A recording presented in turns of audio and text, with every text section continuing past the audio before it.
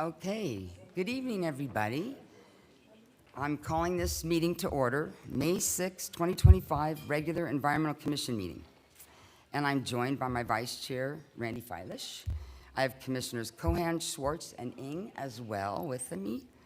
And if you would like to make public comment, please fill out a card and see that Melanice gets it, and we'll give you time to say what you need to say. And to start us, I'd like our student commissioners, if you would, to stand and lead us in the Pledge of Allegiance. That would be great. Everybody stand, thanks. I pledge allegiance to the flag of the United States of America and to the republic for which it stands, one nation, under God, indivisible, with liberty and justice for all.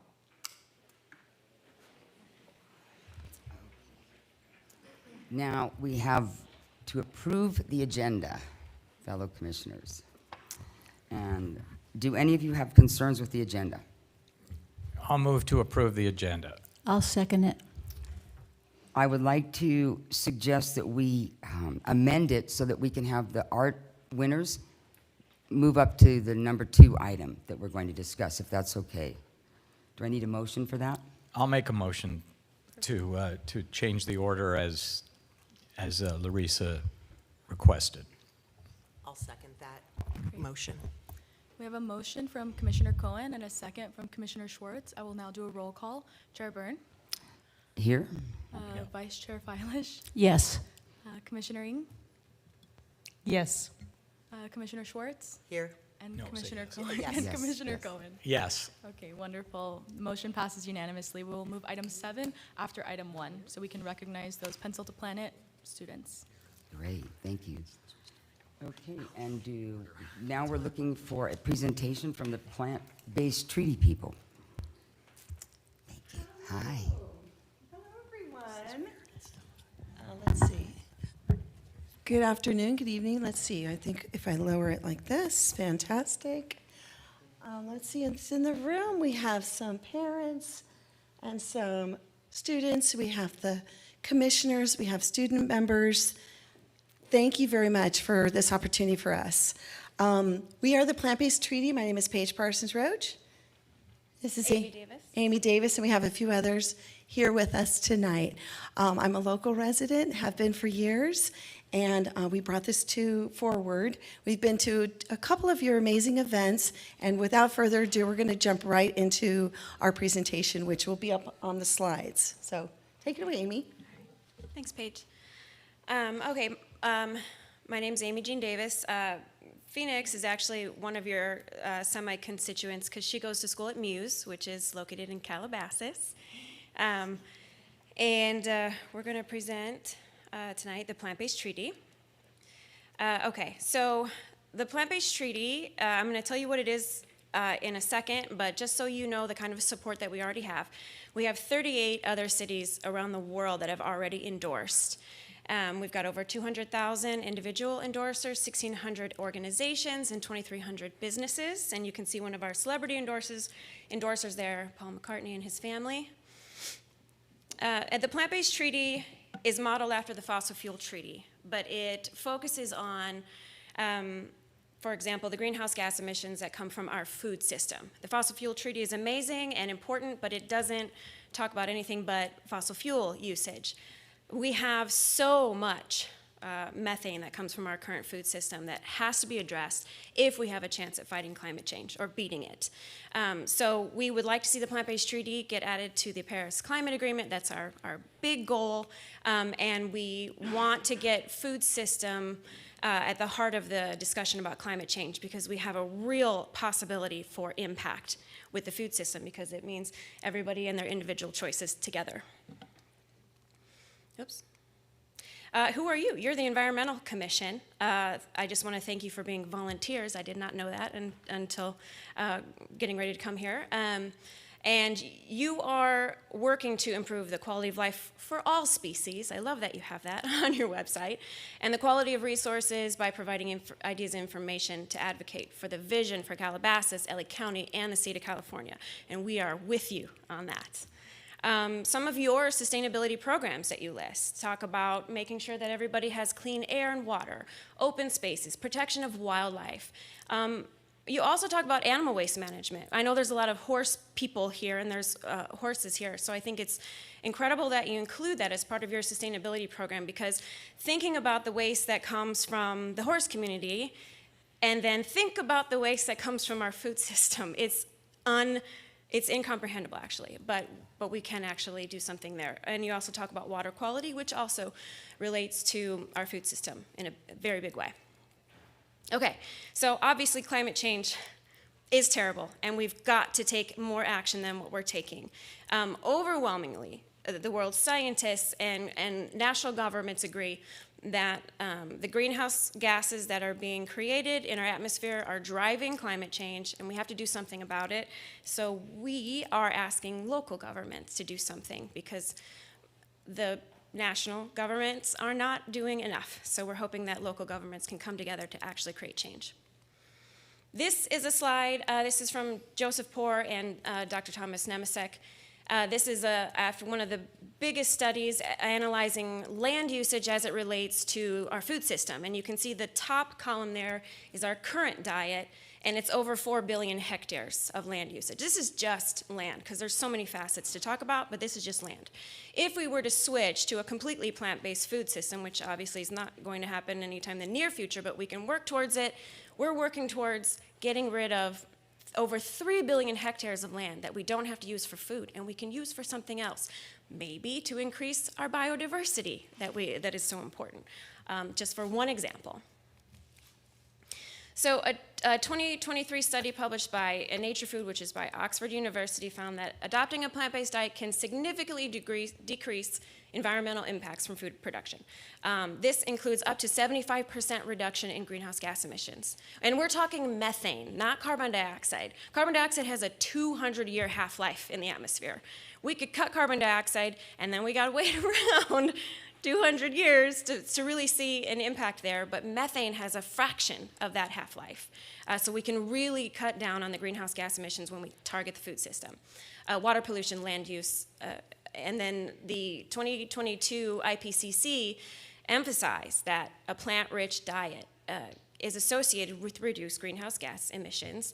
It also talks about, obviously, reduced land use, decreased nutrient losses, and also providing health benefits. So with one action of increasing plant-based food education and availability, we can fight climate change, and we can improve the health of our fellow humans.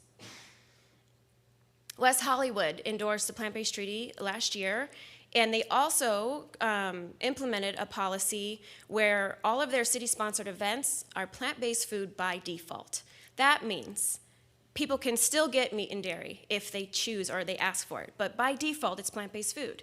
And further, more than that, they are doing public education campaigns so people understand why are they doing plant-based food by default. And educating the public, letting the individual know how much power they have if they choose to fight climate change, improve their own health, fight water pollution, air pollution. We can go into human rights violations. Educating the public, you don't really know how powerful that can be until you do it. So we're really excited. We're continuing to work with West Hollywood. They're so excited. We just participated in their very first food day for LA Climate Week last month. Paige actually curated a panel on can Hollywood, actual Hollywood, not West Hollywood, but Hollywood affect culture as far as content on TV, movies, TV, and how to create it, how to impact the culture around eating and increase plant-based food as far as culture goes. Anyway, okay. So some of the policies that they actually passed, like I said, plant-based food by default for all their city-sponsored events. They hosted LA Food Day. They are doing public education campaigns and working to do tax credits for local businesses to incentivize plant-based options. Here at Plant-Based Treaty, we have come up with 40 different proposals that you can peruse to see what is in line with this commission, this city, the goals that you have for sustainability and health. We have 40 different proposals. Proposal 8, it could be cooking demonstrations. It could be outreach campaigns co-hosted with the city, city declarations, mayoral proclamations, amazing, fun things, exciting things, at least for me. Proposal 10 is introducing plant-based food by default at city facilities and on a broader level, like what they've done in New York City, transitioning hospitals to plant-based food and other institutions like that. So quickly, the health considerations of a plant-based diet. We're not asking for people to switch to a junk food plant-based diet, Oreos and potato chips. They can if they want, but by educating the public on how their food choices affect climate change, but also their own individual health, we can equip them with the tools to fight most of all of the chronic diseases that we suffer from, because most of them are food-related and food-borne diseases.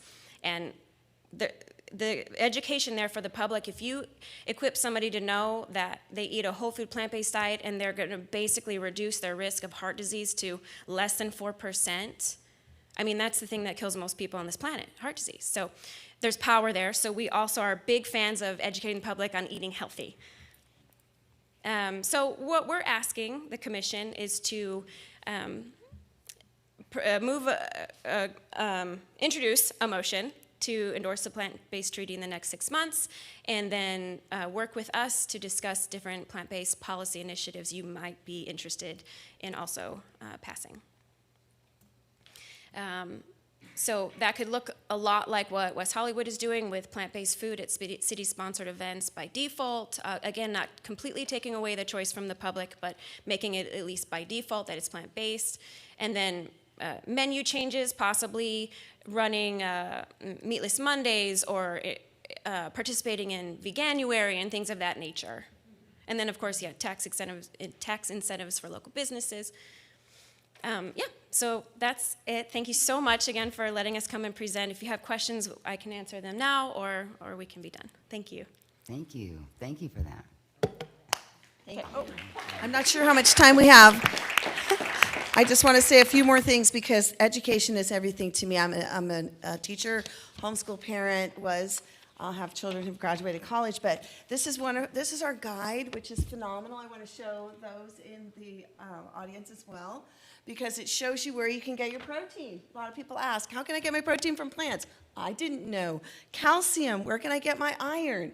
So this guide is available to anybody who would like it. It's also available online. So we have resources to educate as well. And one of the fun things we're doing is going to restaurants in the areas around the world and showcasing a window cling that says we have plant-based options, we have plant-based milks, so that we can let the public know, go there for your plant-based milk for a climate solution to lower your greenhouse gas emissions. Plus, it's better for those who are allergic to milk and dairy and perhaps eggs as well. So thank you very much. Appreciate you. Thank you. Commissioners, this is your chance to ask any questions. This was just an informative presentation.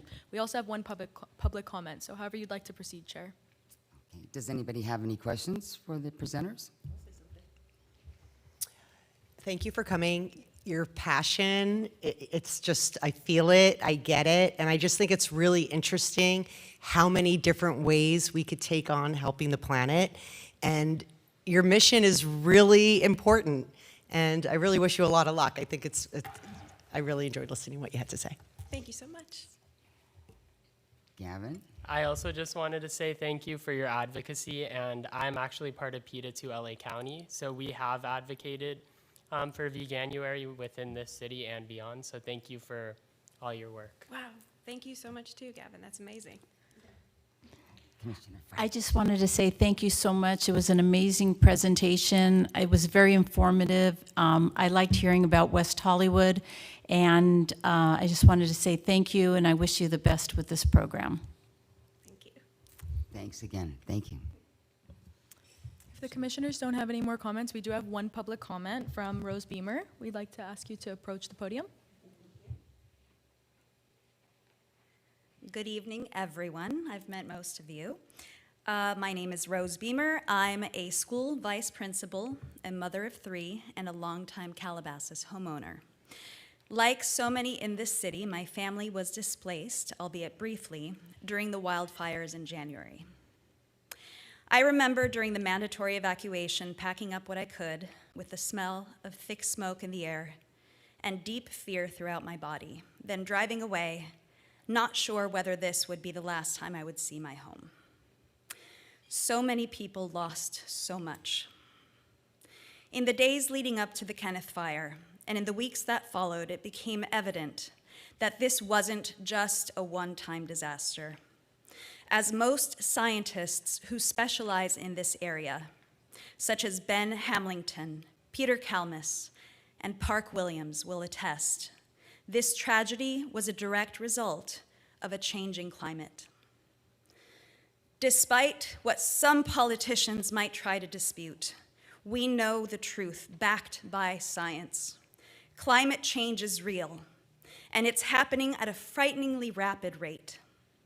That being said, I believe strongly that enormous change can be attained from the smallest, most subtle shifts. Each of us here holds that power. Whether it's the kind of transportation we use, how we reduce, reuse, and recycle, or what we decide to put on our plates, these daily choices matter. Supporting the plant-based treaty is one of those choices. It's a step we can take, one that reflects both compassion and science. It promotes a more sustainable future, not just for our city, but for all of us as residents of planet Earth. My purpose here tonight is to encourage leadership. Calabasas has always been a forward-thinking city. I mean, just a short while ago, we were recognized as the city with the most envied lifestyle in the country. By endorsing this treaty, we affirm our commitment to environmental stewardship and let other cities know we are not waiting for change. We are leading it. Thank you. Thank you for that. That was wonderful.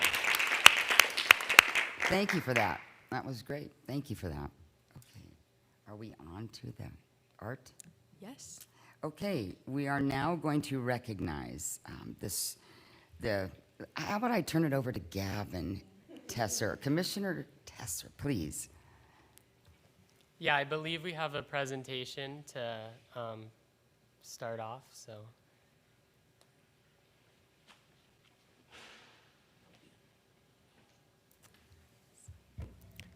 So my name is Gavin, and I founded Pencil to Planet, which helped sponsor this art contest.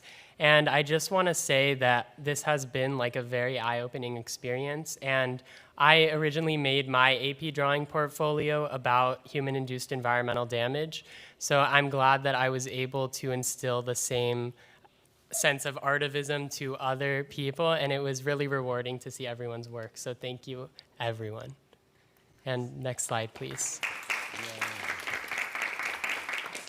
Yeah, so I also just wanted to acknowledge that this would not have been possible without the support of the Environmental Commission, who did serve as juries for this artwork. So this was a juried exhibition where all these 5 wonderful commissioners voted. And it also would not have been possible without Miss Lynch sitting over there, who helped.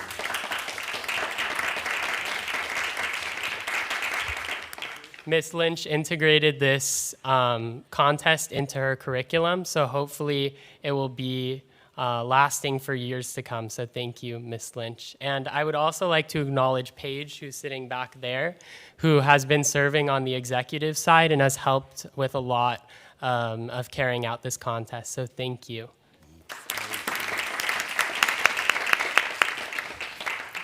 And also, so there were over 200 finalists in this contest, or 200 submissions in this contest.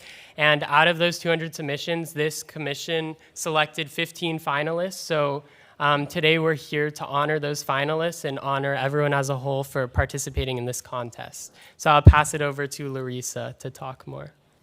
Thank you. This has been a joy to work with, I'll tell you.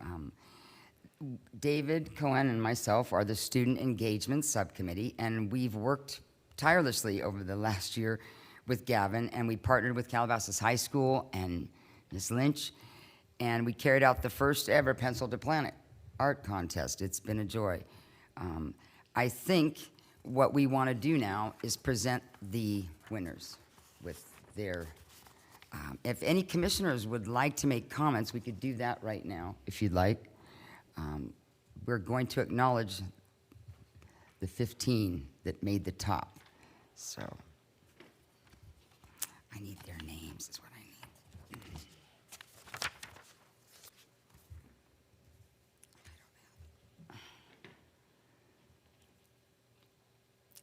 Do you have the names that I could look at, or I'll just read them as we go? I'll stand up with y'all. No. Yeah. Okay, fine, thank you.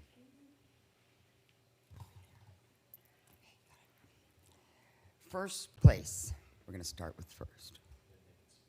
Yes, gladly. And if you'd like to say something when you get up to get this, please, we'll make time for that too, okay? So first place is Evan Berry.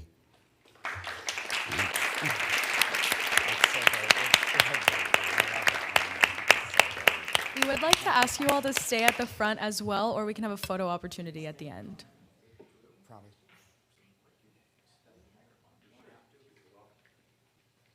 Sure. Hi, guys. First of all, I just wanted to say that I'm really grateful for this and to be able to do this. And I had a lot of fun making my art. And what I made actually was based on like an actual experience I had while camping on a beach. I saw a bird like this, and it really struck me. And while I was thinking about making this piece, it came back to me, and I thought it was very symbolic of some of the issues that are going on. And yeah, I thank you guys for having this contest and stuff and spreading awareness. And I hope this continues on for more people, because it's a good way to spread awareness. And I think that's an amazing way to like make change, you know. And like the environment was a big part of my life through most of my childhood. I've like grown up with it. I'm thinking about majoring in biology, environmental science, and I love to like be a part of these things to start change. So yeah, thank you. Thank you, Evan, thanks.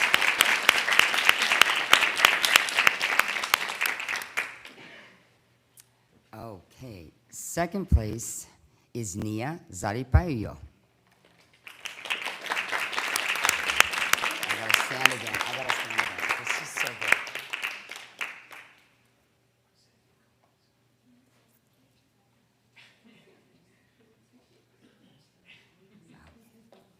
Thank you.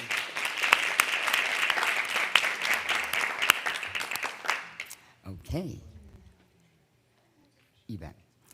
Please, you guys stick around and we'll take pictures with you, okay? We'll take a big picture of all of the winners.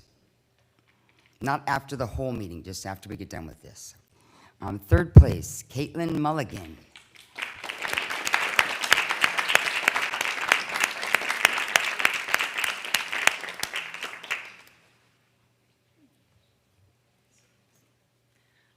I just wanted to say thank you for really like seeing my piece and appreciating it. I didn't think it would make a top 5, but I chose this topic because it's very just relevant to me. I work as a cashier and I handle thousands of receipts every day, and every time I hand it out, I don't want people to take it. It's really harmful to anyone who's not aware. It's a chemical in receipts and thermal paper that can affect our endocrine systems, and it affects women a lot more in our reproductive systems.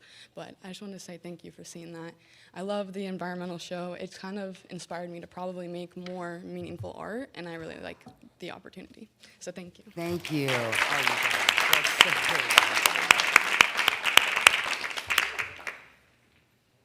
Okay, we're on to fourth place, Velizar Iliev.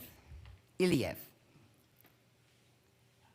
here, okay, we'll see that he gets that. Fifth place is Sebastian Goddard.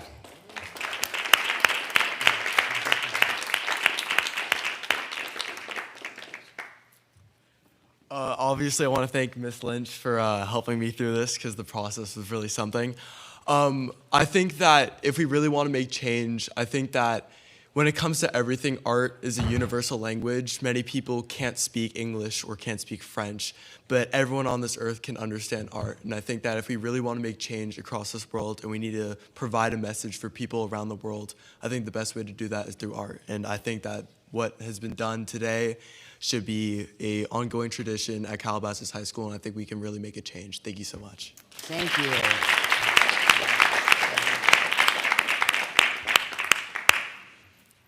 Okay, now we're on to the finalists. One at a time, right? Yeah. Sienna LaBucky. Is she here? Not here. Okay. Okay, Paulina Shuliko.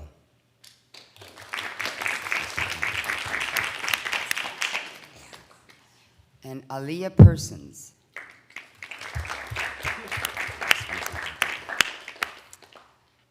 Arshia Darbahani.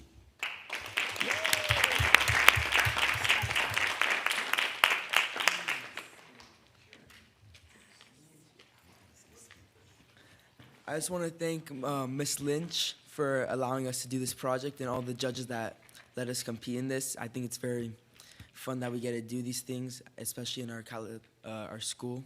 I just want to say thank you. So. Thank you. Okay, is Gia Gwynn here? There she is.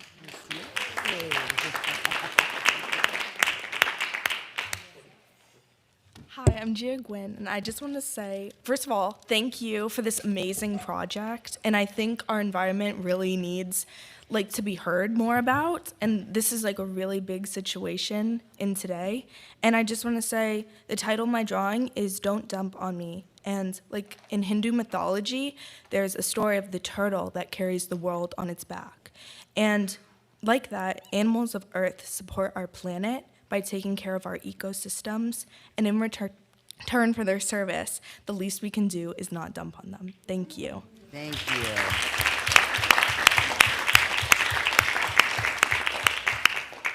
Okay, Isabella Vanelli.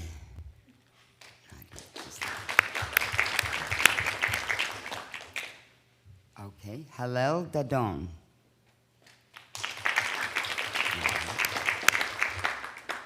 How about Aubrey Tomita?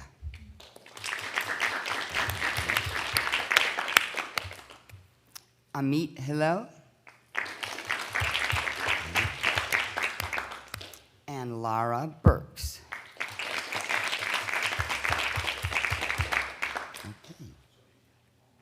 Okay, if all the artists would come up here, and Miss Lynch, please, you need to be a part of this with us. Let's go take a picture. And the student members need to be there too. Thank you.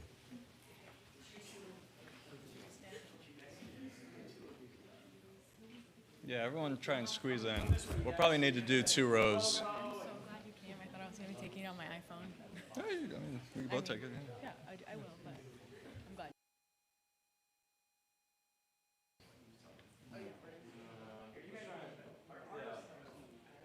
Let's get some people front and center. We'll just squeeze in a little bit more.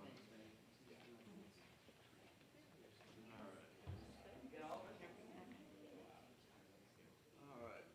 And everyone look right here for me. Right up here. Big smiles. Hold those smiles. Perfect. Thank you. And just so you guys know, we're still scheduling. There's going to be a project at the library where your artwork is currently hanging. So you'll get a chance to speak and educate everybody about what your piece is about in front of the art. So we're looking forward to that. After AP test. Thank you. Congratulations. Thank you.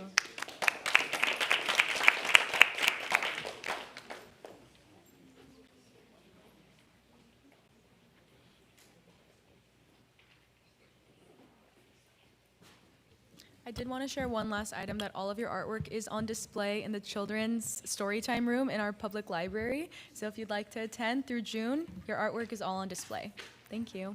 Where is that? At the Calabasas Library Children's Storytime Room. Is that right right next door. Thank you. Thanks, everybody. Thank you, Ms. Lynch. Thanks.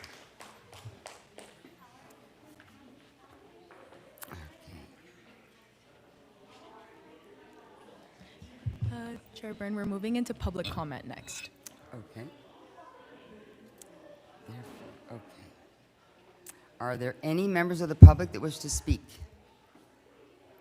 Okay, no, I guess not. So we'll move forward. Now we go to approving the minutes of the last meeting, Melanie's. My apologies, I actually missed the commission announcements Oh. section. Do any commissioners have any announcements they'd like to share?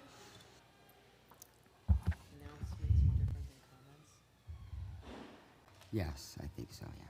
I don't have any. Anybody else? Okay, great. Thank you. We can move into, David, did you have a David? comment? Well, yeah, I need clarification on that. I'm sorry. Comment, we'll have a chance to make comments at the end? On the student presentation? No. Oh, oral reports, yes. You'll have a chance to share any kind of updates at the end of the meeting as well. Okay, then we move to consent. Okay, consent calendar. Okay, we need to approve the minutes of the regular Environmental Commission meeting from February 4, 2025. I'll move to approve the minutes. Oh, nice, okay. I'll second it. Thank you. Perfect. We have a motion by Commissioner Cohen and a second by Vice Chair Feilish. I will now do a roll call. Chair Byrne, Yes. Vice Chair Feilish, Yes. Commissioner Ng, Yes. Commissioner Schwartz. Yes. And Commissioner Cohen. Yes. Great, the motion passes unanimously and the minutes are approved. Thank you. Okay, and now we are to updates on city activities. Thank you, Chair. We have prepared a PowerPoint presentation for you and provided you with a staff report with some information on the updates. Just give me one moment to get this pulled up. Perfect. So first, I wanted to share that in October of 2024, the City of Calabasas completed the Old Topanga Canyon Road and Mulholland Highway Improvements Project, and the City of Calabasas nominated this project for the APWA, or American Public Works Association, Project of the Year Award, and actually was successful in the environmental category. Some of the project benefits include increased safety and accessibility, sustainable infrastructure improvements, and enhanced community engagement and environmental resilience. The project consisted of many elements, including a permeable pavement parking lot at Wild Walnut Park, construction of a bioswale and a channel that connect hillside runoff to an existing creek, solar-powered flashing beacons and medians decorated with native plants near the high school, and the construction of retaining walls using various design methods such as soil nails and jute netting.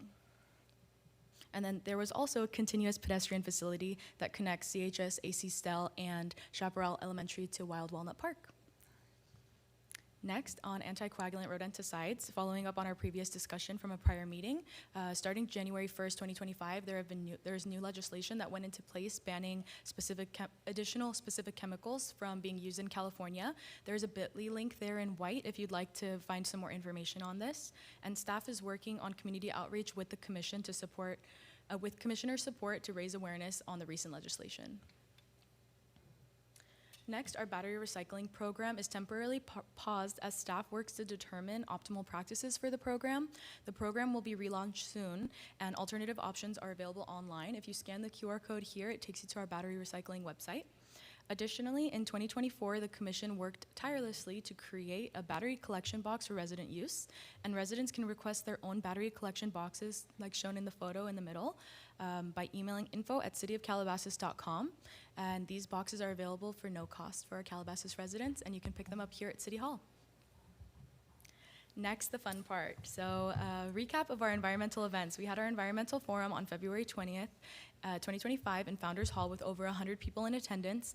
Panelists included Beth Pratt from the National Wildlife Foundation, Seth Riley from the National Park Service, Paul Edelman of the Santa Monica Mountains Conservancy, and members of the design and construction team such as Rock Design Associates and Caltrans. We also had a few members from Agora Hills that came out. If you scan the QR code listed here, you can visit our city website and you can review the video. Next, we have our Arbor Day celebration. Arbor Day 2025 was held at Wild Walnut Park. We planted a total of 6 trees this year, and the video recap can be found by scanning the QR code. We also have another fun event that took place. Earth Day 2025 was a success. 45 exhibitors from the community members enjoyed our program. The video recap can be viewed on our city website, YouTube, or by scanning the QR code. And we look forward to planning Earth Day 2026. We have some updates on our environmental outreach website. So the city of Calabasas had developed an environmental outreach site to kind of encourage individuals to take home these flyers with them after our event so that we're not giving away paper. And it encompasses various resources for community awareness, such as household hazardous waste disposal, free disposal events, and other services. So if you'd like to scan the QR code, we'll continue promoting this site at our events. One additional website update that we have, in addition to quite a few others, these are just my highlights. We have our environmental landing page updates. We've added several graphics and made it easier to navigate. So if you bring your attention to the screen, the first bullet on the left, or the first dot on the left, this one, community, when you click on it, it'll take you to a new link that has our Environmental Forum, Arbor Day, Earth Day, and the Carl Gibbs Award. So it's fingers reach.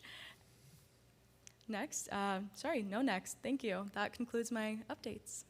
Thanks, Melanie. Thank you. That was nice. Thanks. Really nice job. Really nice job. I have questions. Can we make a comment? I believe I can ask if there's any commissioners who would like to speak. I do. Okay. I think that all those points you made about the Wild Walnut Park would be interesting for people to read about when they go to the park. So I'd like to encourage the city council to make some kind of informational wall to let them know all that intentional work that was created so that it was an environmentally recognized park. And I just wanted to clarify, it wasn't the park itself, it was the parking lot and then a stretch along Old Topanga Canyon. So the road had been widened, there's a continuous pathway. So if you pass by, if you go on Old Topanga Canyon, on Mulholland toward Old Topanga Canyon, on the right-hand side, you'll notice a continuous pedestrian pathway that's protected by railings. Well, the creek runoff or the water, is that in the park? It's not in the park, it's next to the park. Because I think that's interesting. Absolutely. So I'll note down to create a project board highlighting the project accomplishments. Yeah, I mean, like even near like the bathrooms, if it said, did you know we use this type of ground for the parking lot with these types of nails because we recognize the environment. That's my 2 cents. Great suggestion. Thank you. Thank you. David. Yeah, I just have a follow-up question on the battery recycling. I know you said it's coming soon and that the people can pick up the boxes. Once people have a box and there are batteries in it, does the city have any direction on where people are to take those batteries? Absolutely. If you scan the QR code on the box, it leads to our battery recycling website, which shows alternative options. So we're encouraging our residents to utilize the WM at your door services, which is waste management. They come to your home and actually pick up a box of various household hazardous wastes. You can find out more at wmatyourdoor.com. Alternatively, residents can drop off their batteries at Staples, a local Staples store. They have battery recycling programs. But in terms of Calabasas itself, that's still, we're hoping that that something will be coming back. There will be places for people to take it within our city. Exactly. We're working on optimizing that program, so we'll have an update for you soon. Okay. Thank you. Commissioner Eaton. I just want to compliment the staff for all the events that you've done so beautifully.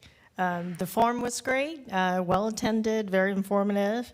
And then the Earth Day, the vendors were amazing, and the choices are great for people to peruse throughout the section. So job well done. So thank you. Thank you. And a huge shout out to all the commissioners for your efforts with the events. Couldn't have done it without all of you. Thanks, Melanie. How about you? I'm good. Okay. Are there any members of the public wishing to speak on this item? Or student commissioners? Anything? Okay. Okay, then I guess we move on to subcommittee updates. Am I right? Okay. I'd like to start by recognizing the subcommittees for all your accomplishments. You know who you are. The Forum, Arbor Day, Earth Day, they were all successes. We just saw that, and we look forward to reestablishing some of these ad hoc subcommittees. They've been pretty powerful, and we can do that at a future meeting. We'll be dissolving the 3 subcommittees that are the Forum, Arbor Day, and Earth Day. because we completed those goals. And if you'd like to reestablish, or if you'd like to recreate them, or you have an interest that's particular, we can discuss those this evening if you'd like. If you have any updates that you want us to hear from the respective committees, that's fine as well. Lessons learned, debriefing, or anything like that, this is the time. David. Just for clarification, so if we want to restart those subcommittees, is that something, a motion that we would make now, or? Yeah. So I absolutely want to reinstate each of those. Should I just make a motion one by one? How do you want If to? I may, I would suggest going through the subcommittee updates first and closing out those existing subcommittees, maybe sharing an update on the Forum, Arbor Day, and Earth Day from the respective subcommittees, and then reestablishing after the updates have been shared. One at a time. We could do that. Starting with the Environmental Forum. Yes. That's Vice Chair Randy Feilish and Commissioner Yes. Cohen. As Melanie acknowledged, we would just like to publicly thank all the speakers that came to the Environmental Forum on February 20th, which included, as you already gone into detail, but especially Beth Pratt, who's the California Director of National Wildlife Federation, and she really was the catalyst for originating the idea for the wildlife crossing bridge that we are all so thrilled about. So I just want to publicly thank her and thank everyone for participating in that. Did you want to go into another one, or should I just bring up the next subcommittee, or did you want to? Should we do that one and then dissolve it and then start again? I would suggest going through all of, Okay, however just you do the propose. subcommittees. I think that Environmental Forum, Arbor Day, and Earth Day are kind of just, everyone is aware that they're dissolving at this point. Okay. But if any other commissioners want to share any of their findings or experiences during the forum, this is the chance to do so. It's not only restricted to the subcommittee members who participated. So feel free to share your recap on the items as kind of our debrief as was previously requested. Okay, what I'd like to say is I have shared what I learned at the forum dozens of times. I thought it was so incredibly interesting and informative, and I don't know if our channel is something that residents in Calabasas watch, CATV, but if it was like I don't know how it works with cable because I don't have cable, but I think that's something that should be scrolling so that residents, if they see it on, they could watch it. If it was recorded, residents who missed out should have the opportunity to watch that. It was, the two of you, like honestly, I just was so blown away, and I love sharing what I learned with other people, and I'd like us all to do one of those tours because we've been invited to take a tour. So we should organize that. And just expanding on what you just said, it is on a YouTube link, but if we can make the suggestion to CTV to put it on with the other programming, that might be really fantastic. It's a great idea on your part. I have a comment. I agree with everything everybody said. Great program. I also just want to thank the students for all their work they did. There were a number of booths, and I think it really added to the program, and I would encourage that next year, I'm assuming we have one again, I would encourage that there be more of the booths and more educational opportunities for people to learn when they're in the room. So I appreciate that staff made space for as many resources around the room as possible. In regards to Earth Day, would that be a time for me to make a comment? So we'll do Arbor Day next, and Arbor then we'll Day, get got to it. Earth Day right after. Yeah, the other comment I would make is, as someone who was on the subcommittee, I think that it required a fair amount of time and planning. And I think looking at our calendar, the fact that our next meeting is September, then we have a November, and then the forum. So I don't think that's enough. I think we are going to need more time for planning. I know it's not on the agenda tonight, but I think we need a December meeting in part so that subcommittee is able to work and be working on the program. And so I'm making that recommendation for all of us for the future. Okay, that is the environmental forum. We're done with that one. How about Arbor Day? That was myself and Commissioner Swartz. My comment about Arbor Day was that as a longtime resident, and I've been to so many Arbor Days, this one was small, and it didn't have a lot of kids, where in the past there's just been dozens and dozens of kids. I think that it was important to have Arbor Day at Wild Walnut Park, but it also, because of the parking lot, it really limited people from participating. But in the future, when we do have another one, we will need more shovels because a lot of kids typically show up. I agree. That's what I was going to just say, is that the parking was the only limitation, and that's just how it is there. I understand that. So it was a great success. I thought it was beautiful, and the trees there, anybody who goes there can see how important these trees will be and are and all that. It was a joy to be there, so thank you. Anybody else? I thought that the Arbor Day celebration, it was my first time going, and I have to say I was very impressed by the whole event. And I know that the Girl Scouts that were there, they all had a great time planting trees, but they kept saying, how come only the girls are here? Where are the Boy Scouts? Why are the girls doing all the planting? So it was very cute, but you guys did a great job, and it was a great event. Thank you. Any other comments, commissioners?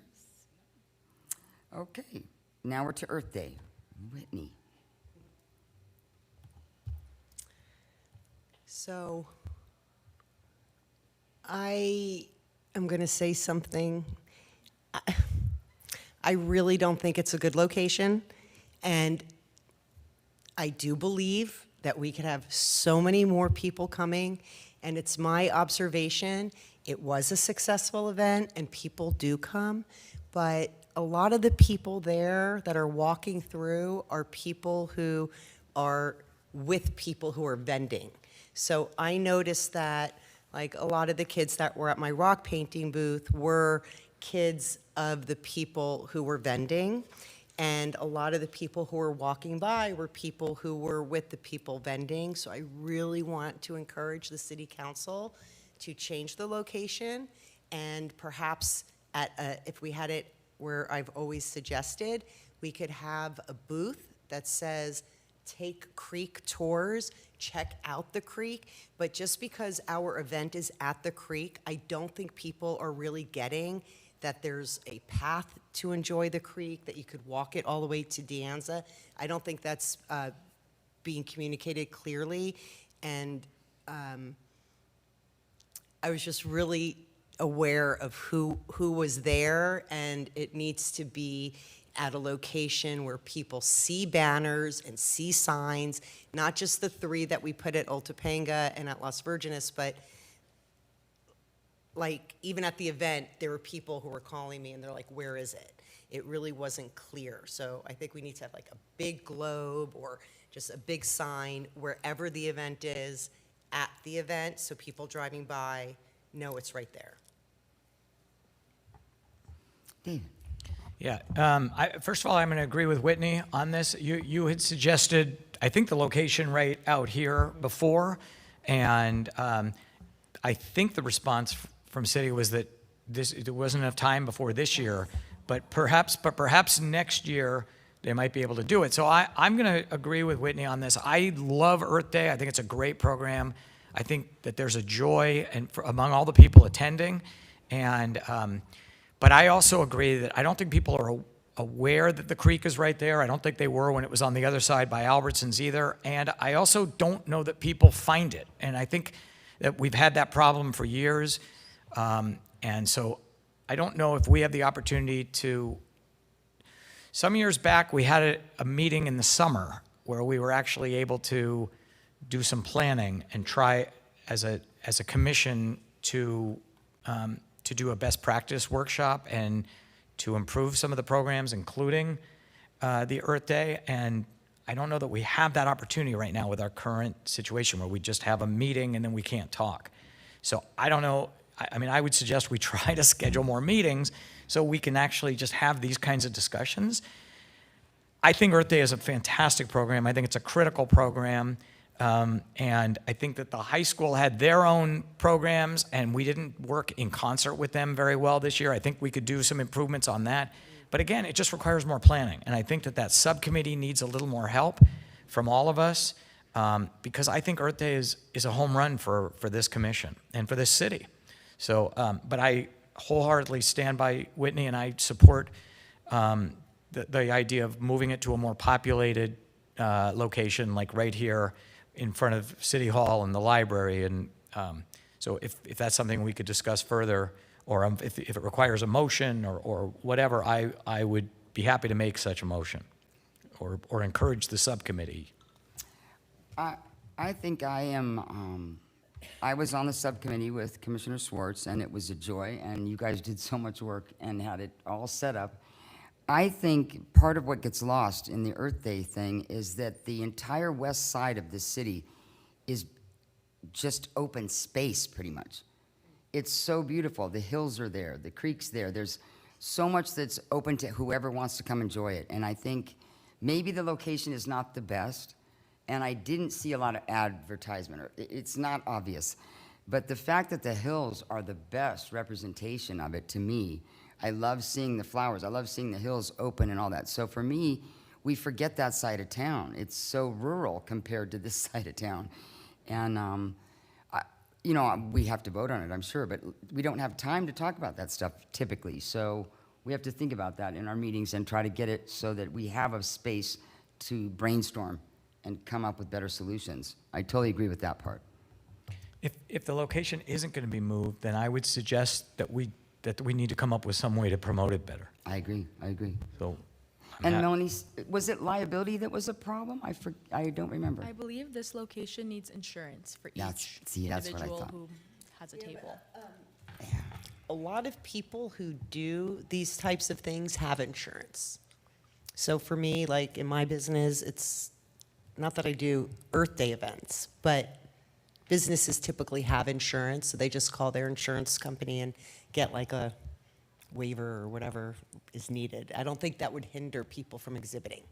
Absolutely. And That'd we'll be take your good. comments into consideration and be sure to address these moving forward. Okay, Commissioner Reed. Coming from a healthcare background, I did observe some elderly as well as wheelchair people struggling a little bit on the path while it's flat and kind of like a natural ground. I think that's something to consider as well, because there were some wheelchair people who are struggling a little bit out there, so to get to the booths at the end. Yep. So. Thanks for the comments, everybody. Gavin. I agree with everything that's been said, but I also had a comment regarding the food that was being offered, because I did notice there were burgers and hamburgers, and considering like this is an Earth Day event, especially in light of the plant-based treaty, I feel like we should be offering more climate-friendly food. Great suggestion. I think you're spot on. Okay, that did that, all right. Before we move on to the next item, I just wanted to address one comment about like the debriefing session and such. Commissioners had previously requested we have a time during the meeting, such as the subcommittee update, that could facilitate discussion about events so that we can develop best practices moving forward. So this item is reoccurring on each agenda, and we are able to have this disclosure period.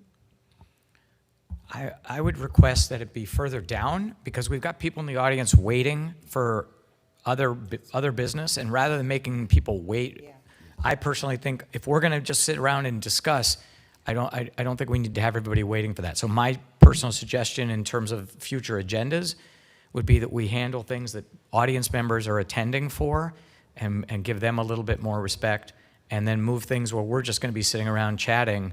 I love that we are dedicating time. If we can do that at every meeting, I'm all for it.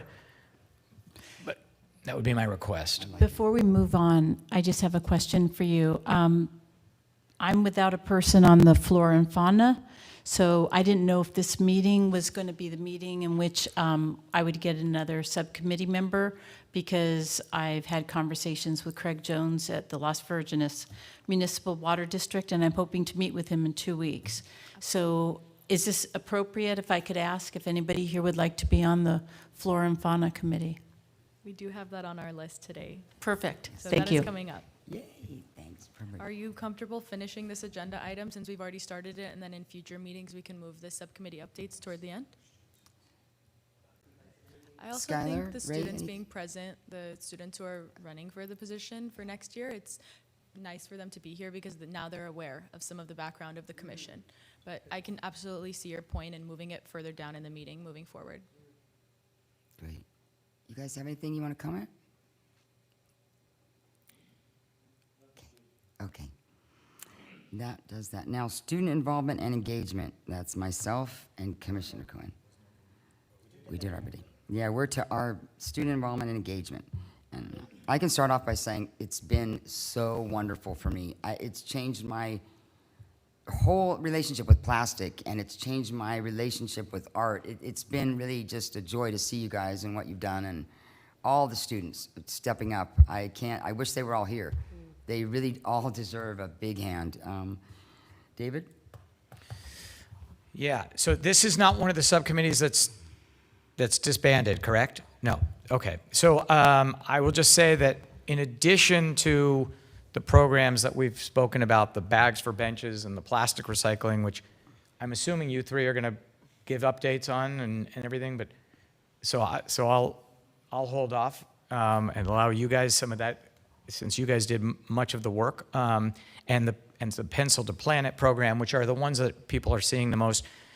The thing that I'm really pleased about is how much student engagement is going on. So this is bigger than just a program or more programs. With regard to the Pencil to Planet, I'll just take a minute and just thank especially Gavin Tesser, who it was his brainchild, and I think this is really fantastic what you and frankly the entire team of students have achieved.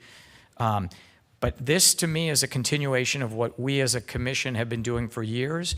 We have, sponsored by Waste Management and the city of Calabasas, we've had kindergarten through 8th grade students creating artwork that reflects our environment. And now we've filled in 9th through 12th grade, and I'm so proud of that.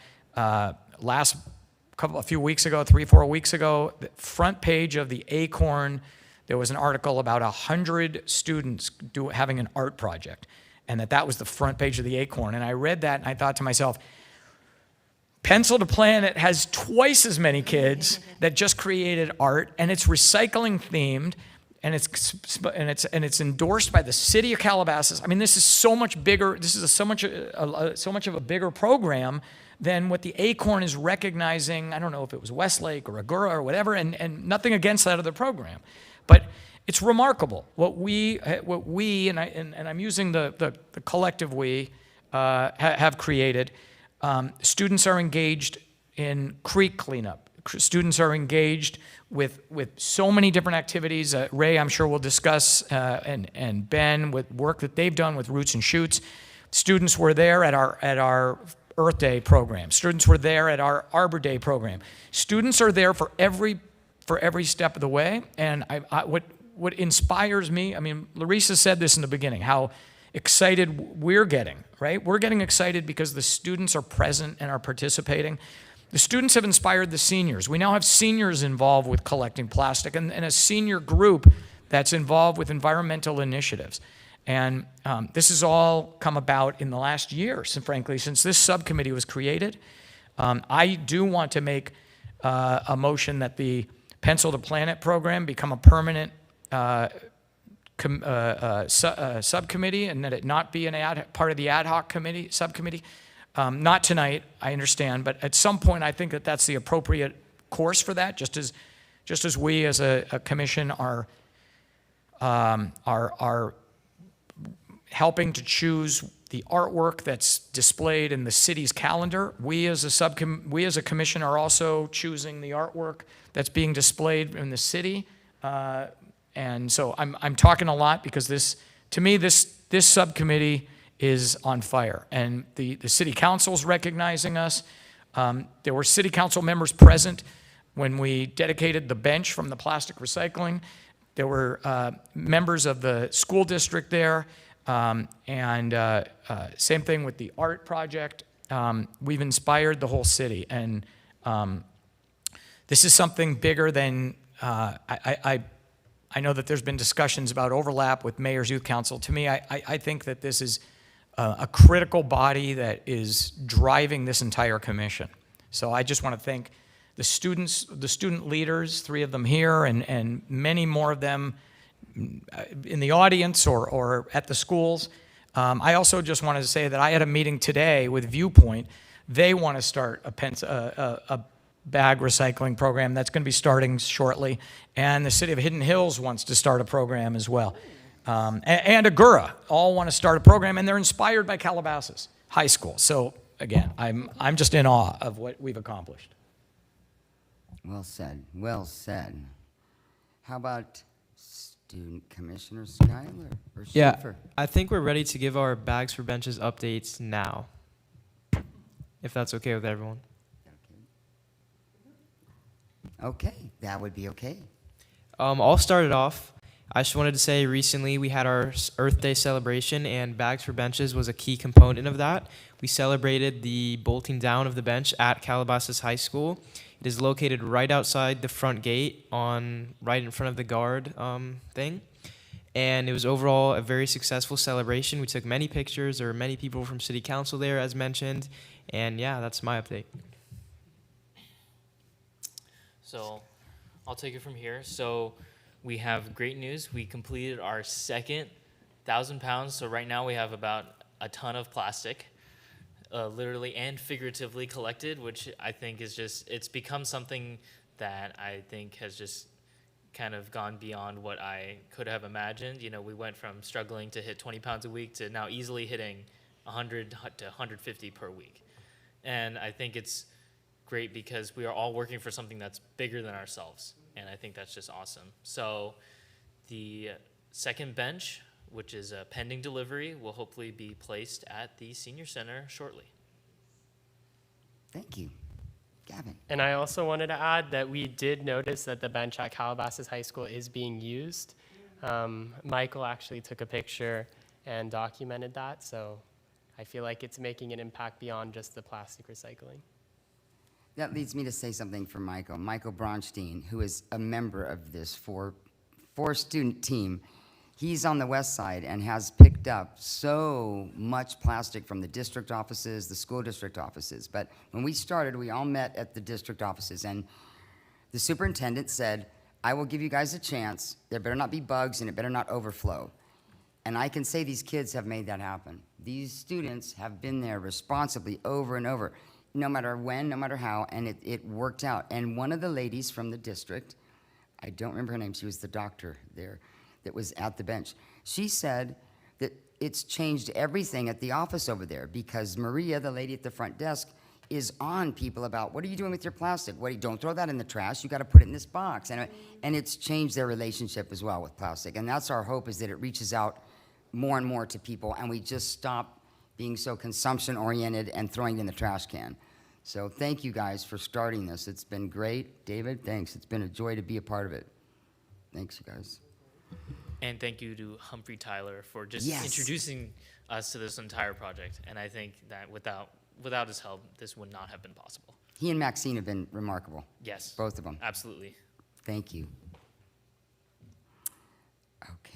We should probably honor Waste Management and Imperial Dade as well for their contribution. The liner bags have been a huge part that saved us from any kind of issues. So thanks to both agencies for donating the bags.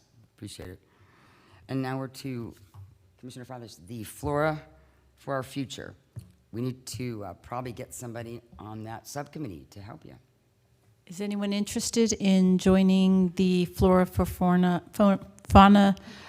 subcommittee? Flora for Our Future. Oh, Flora for Our Future and Fauna. Would you say what it's about a little tiny bit? You know what?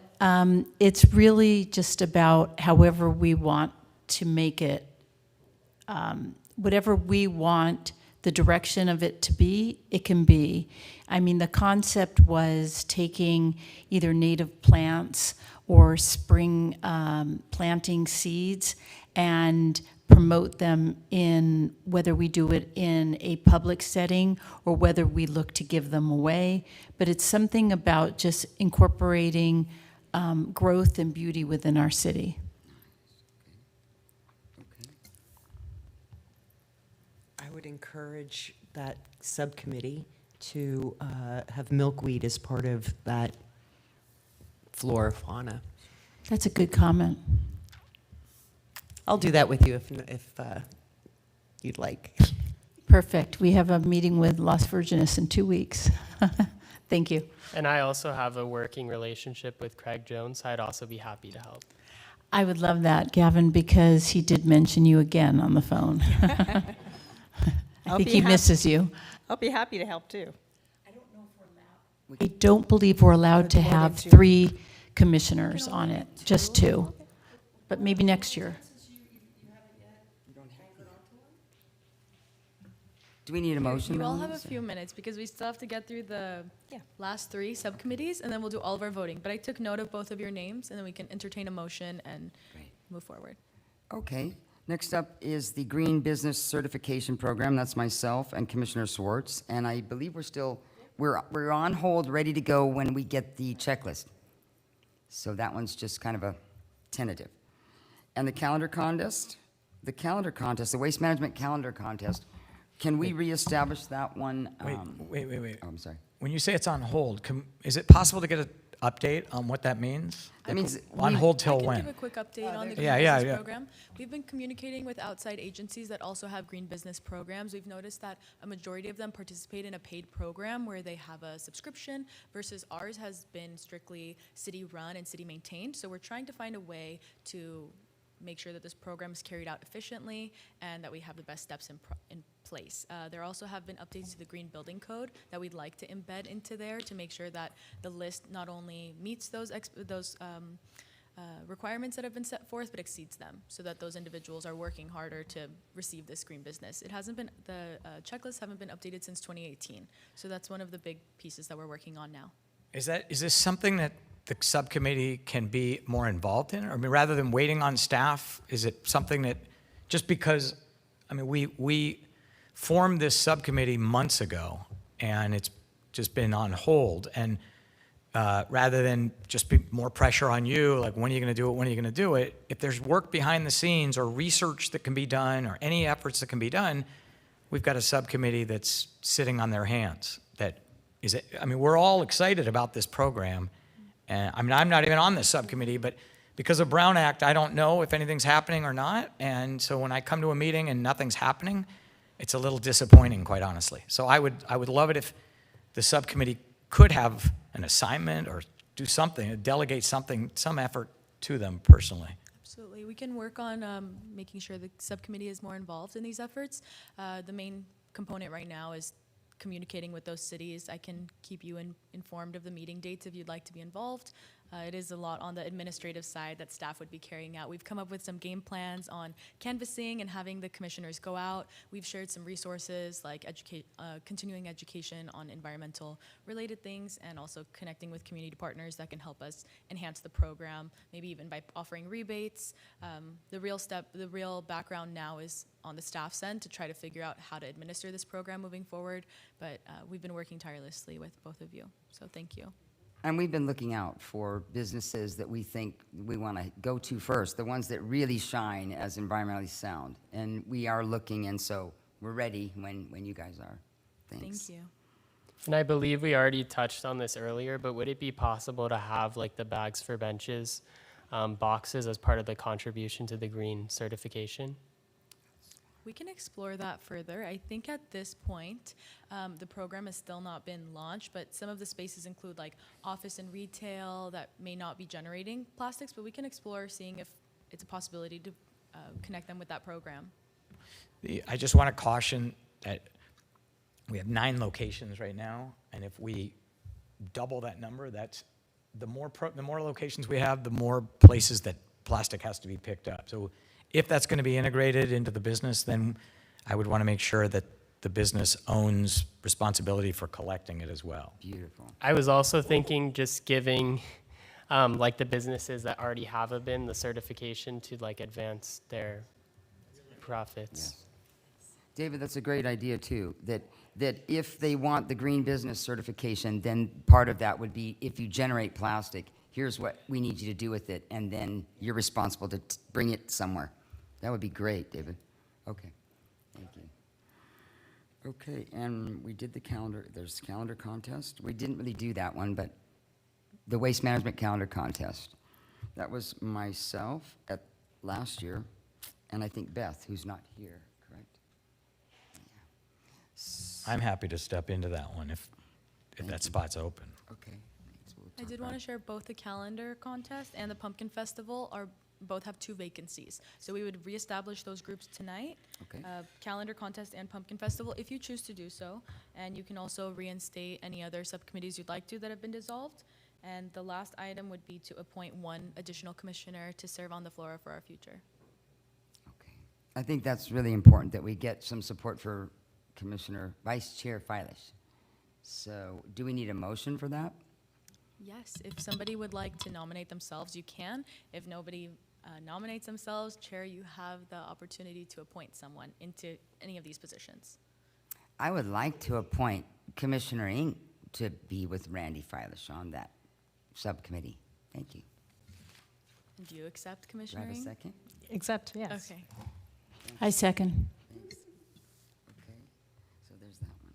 And does the Do you need, commission- wait, do you need a vote? Do you need a full vote on that, Melanie? Yes, please. For formal? So I'll do Chair Byrne, Yes. Vice Chair Filish. Yes. Commissioner Schwartz. Yes. Commissioner Cohen. Yes. And Commissioner Ng. Yes. Wonderful. The motion passes unanimously. We have a full subcommittee for Flora for Our Future. Now, do I need to ask for a motion or do I need to have a discussion about whether we want to reestablish these other 2, the calendar and the pumpkin festival? I think that can be one motion. It could be reestablish and appoint X and X to serve. Okay. Wait. Do we have 5 dissolved subcommittees? Is that what I'm? So the currently dissolved subcommittees, yes, it is 5. So Environmental Forum, Arbor Day, Earth Day, Pumpkin Festival, and Calendar Contest. So would you prefer a separate motion for each of those? Yes. So ideally. I'll make a motion, let's just go in order. I'll make a motion that we reinstate the Pumpkin Festival subcommittee. I'll second that motion. Then for the interest of time, I will just have you all say aye, and if there are any nays, you can state nay. Aye. Aye. Okay, fantastic. And would anybody like to serve on the Pumpkin Festival Subcommittee? This would be 1 table at the Pumpkin Festival. It's a community services event, Calabasas' big celebration event. So we'd have 1 table in like the community and city type tables. So there would be like city council and a few other organizations. I will tell you that last year, it was Larissa and I, and candidly, we could use the help of other commissioners on that day. So I know the student commissioners were all there, but we really, it was really an opportunity, I think, for us to spread our message, and we had a lot of people coming by the booth, and it would be good to get other commissioners involved. I have a question about the Pumpkin Festival. When people register, do you ask what their zip code is? I don't assist with the registration. I can ask community services. Yeah, I about think that. that'd be an interesting thing to do when they buy their tickets, because just as a vibe, I do interpret the Pumpkin Festival as a financial thing for the city, but it doesn't feel like a Calabasas community event to me. It has been shared with me in previous years that a majority of the attendees are from outside of the city of Calabasas. But I can explore further and see if there are any statistics where they have zip codes listed and such. May I just ask a question? Sure. Since we've got 4 more of these to do, 5 of these to do, Should we wait? is it possible to move this down on the agenda and to, again, with people waiting, this is, Yeah. I mean, I think It's testing, I feel, yeah. for the future, I do think this is very important. I think it's critical to what we're doing right now. But I also feel like there are people in the audience that it's a school night. And I mean, these are, personally, I'm wondering if we could change the order of the agenda and table this till later in the meeting? Okay, I haven't had this situation come about like in the middle of an item, but if that's what the commission would like to do, we can move forward with that. I would suggest just completing this item, and then we can move the student member election on top of the recognition of the outgoing members if you would like to change it in that way. But I would suggest just finishing the agenda item.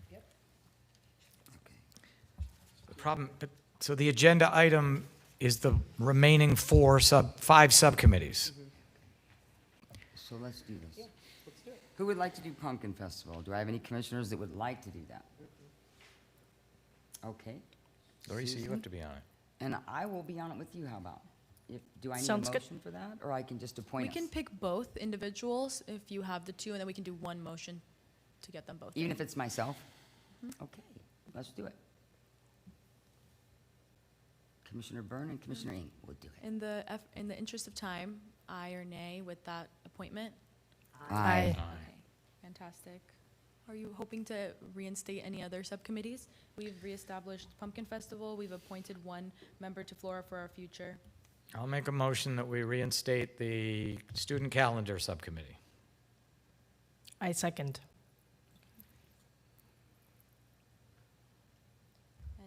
And in the interest of time, aye or nay, how do you choose to vote with reinstating that group? Aye. Okay, and any commissioners interested in participating on that subcommittee for calendar contest? I'll be on that one. I love that one, yes. Perfect. I would be delighted. A motion for David and Larissa to serve as the calendar contest subcommittee? Any motion? Aye. Aye. Or anyone with the motion, though? I'll make a motion. Okay. I'll David- second that motion. David and Larissa, okay. And I heard all the ayes. We'll move forward. And any other subcommittees you I'll want to make a reinstate? motion that we reinstate the forum subcommittee. I second. Okay, David and Susan, do we have a motion for who would like to serve on this subcommittee for forum?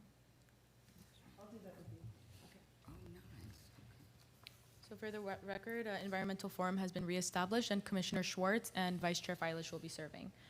The two subcommittees that have not been reestablished are Arbor Day and Wait, we Earth have to Day. say aye? We have to All- Oh, yes, do we have a motion for those individuals? Aye. Thank you. Aye. So the two that are remaining vacant are Arbor Day and Earth Day, and we can revisit those at our August meeting. Thank you. Perfect. Perfect. So now we're moving to. This, in my record says we're recognizing outgoing and then member election. Is that, We'll change the order, so. Thank you. For the record upstairs, we're moving item 6 before item 5 as per the commission's request. thank you. And I'm assuming you're Olivia's mom? She is first on our presentation, but we'll wait for her. Perfect. Hi, Curtis. So students, for the record, we are going to take each of the 4 nominees to the side room, and then one individual will come out of time. You'll each have 3 minutes to speak, and then the commission will be able to ask questions. Thank you.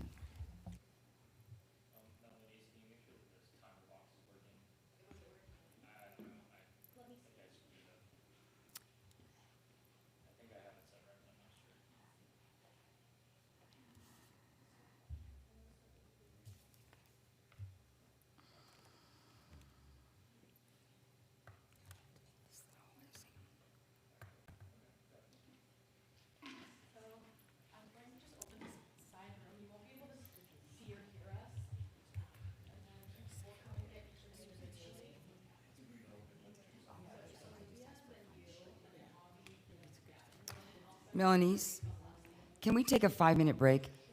Thank you. For the record, we're taking a 5-minute recess. Thank you. Yeah.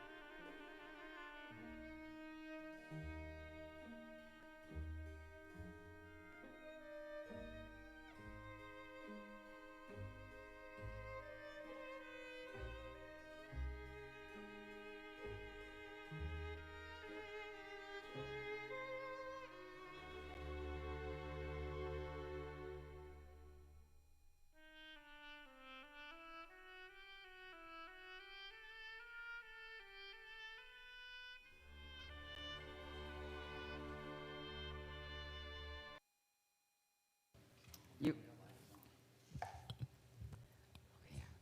He said okay, Melanie. Is that okay? Okay, wonderful. Thank you all for taking that recess. The commissioners voted to move the student member election before item number 5. So now we will be starting on item number 6 and resuming with the recognition of outgoing student members at the conclusion of this item. I did want to state that we're going in alphabetical order with the 4 student members who are applying, and the first person will be moved to the end of this agenda item. I will now walk the student commissioners over to the side room so that we can begin on the application process and interview process. Thank you, Melanie.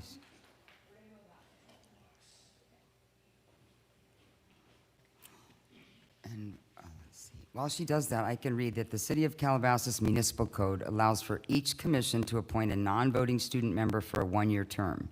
Eligible high school student applications were received by or before April 30th at 5 p.m. All of those were considered. Tonight we have 3 present and 1 possibly.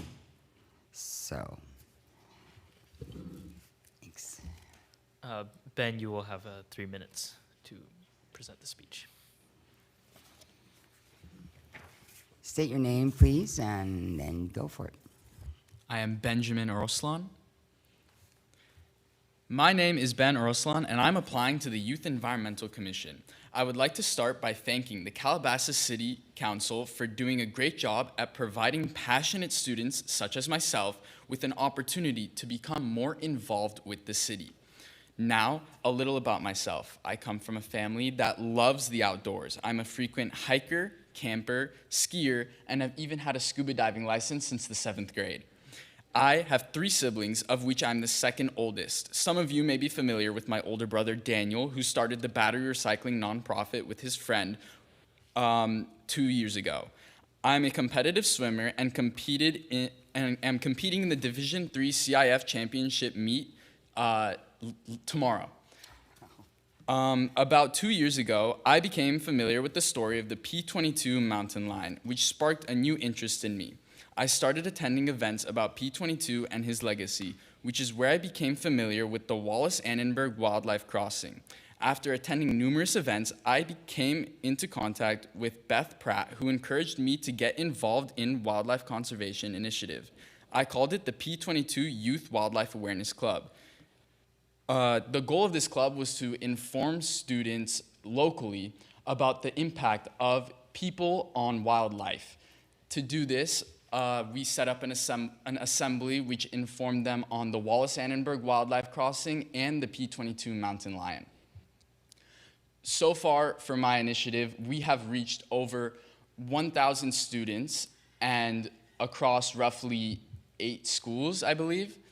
And I've also earned recognition from the California State Parks for my work and was awarded the California Trails and Greenways Kids and Merit Award for the category of incorporating kids on the idea of keeping trails clean. I'm also a finalist for an international award which recognizes young environmentalists for their work in ongoing issues. Now, as a commissioner, I hope to incorporate children and the local youth into the city council with things such as friendly competitions between schools, which would promote things like recycling competitions where kids can compete in a friendly manner, but also learn about the importance of recycling while also being hands-on and understanding what they're really doing and how it impacts the city. Another thing could be promoting things like hikes and things like the Arbor Day event where we can go and spread the word to this younger generation on the importance of attending events like this and learning about the beautiful environment. Okay. Thank you so much. That was great. Thank you, Benjamin. Thank you. Are there any questions? Are we allowed? Yeah, sure. yeah, we're Okay, supposed Commissioner, questions. Hi, Benjamin. Hello, David. First of all, thank you for everything you've done. Question for you. I know that you're a busy young man, and So my question would be, how do you balance all of the things you're doing and with being on our commission? How would you? So balance, I guess, is a tricky way to put it, because I also plan to, it would be like incorporated, right? It would be doing both at the same time. So it would be balancing, but also like helping, while I help students be incorporated in the city will also, while I'm working with you guys, it will also help me. While I'm working on myself, it will also help you, right? So it will balance out that way, right? Thank you. What grade are you going into next year? Senior? Senior.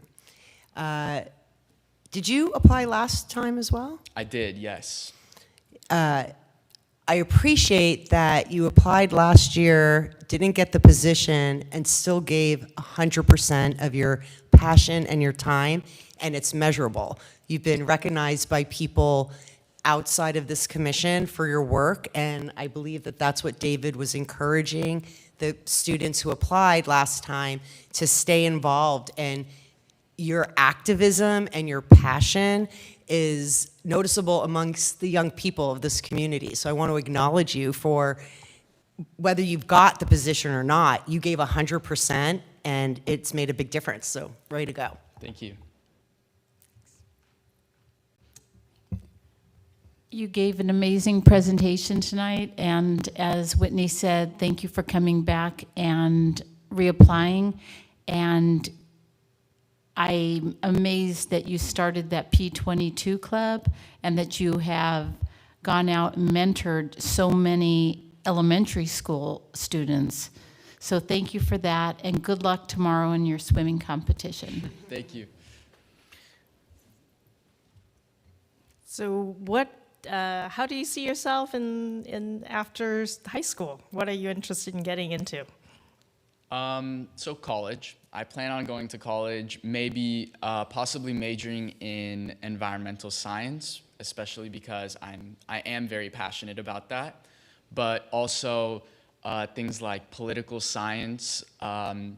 Politics has always been a major interest of mine. I interned with two elected officials. One is Alan Lazar on the LVUSD school board, and I also interned for Kate Anderson, who's actually on the Agora Hills City Council. And I was both of their campaign interns this previous election. So political science is a major that I would probably look into, because I am also very curious about that topic. But then also possibly majoring in something like communications, because I like to talk. So yeah, going to college and possibly majoring in some of those fields is where I see myself in the soon to come years. Benjamin, I just real quick, I'm somewhat familiar because of my role on the subcommittee, but can you just tell us a little bit, just briefly, about Roots and Shoots, what that is and what your role has been? Yeah, so I'm the vice president of Roots and Shoots. Ray right here is the president. So Roots and Shoots is a club which helps incorporate other high school students in environmental topics. So it basically promotes these events to high schoolers to try and get them to attend and things like that. Thank you. And I've seen you at our events. Appreciate you being there. Ray? I don't see why not. Are they allowed? Yes. Thank you, Ben, for your amazing presentation. My question is, have you had any experience with any classes or any projects like at school that have contributed to your environmental background or anything like that? So I'm working on publishing a research paper for my AP Research class, where I aimed to identify what aspects would lead to NIMBY views in voters in Agora Hills. And if you guys aren't familiar, NIMBYism is not in my backyard, which is basically community pushback against certain developments which may be necessary to a community. And I identified what demographic groups, NIMBYism was most prevalent in Agora Hills in my research. I would love to hear that research at another time. Sure. Thank you. Any other questions, anybody? Thank you so much. Thank you. Great job. Thank you, Benjamin. We will now have Avi Shah.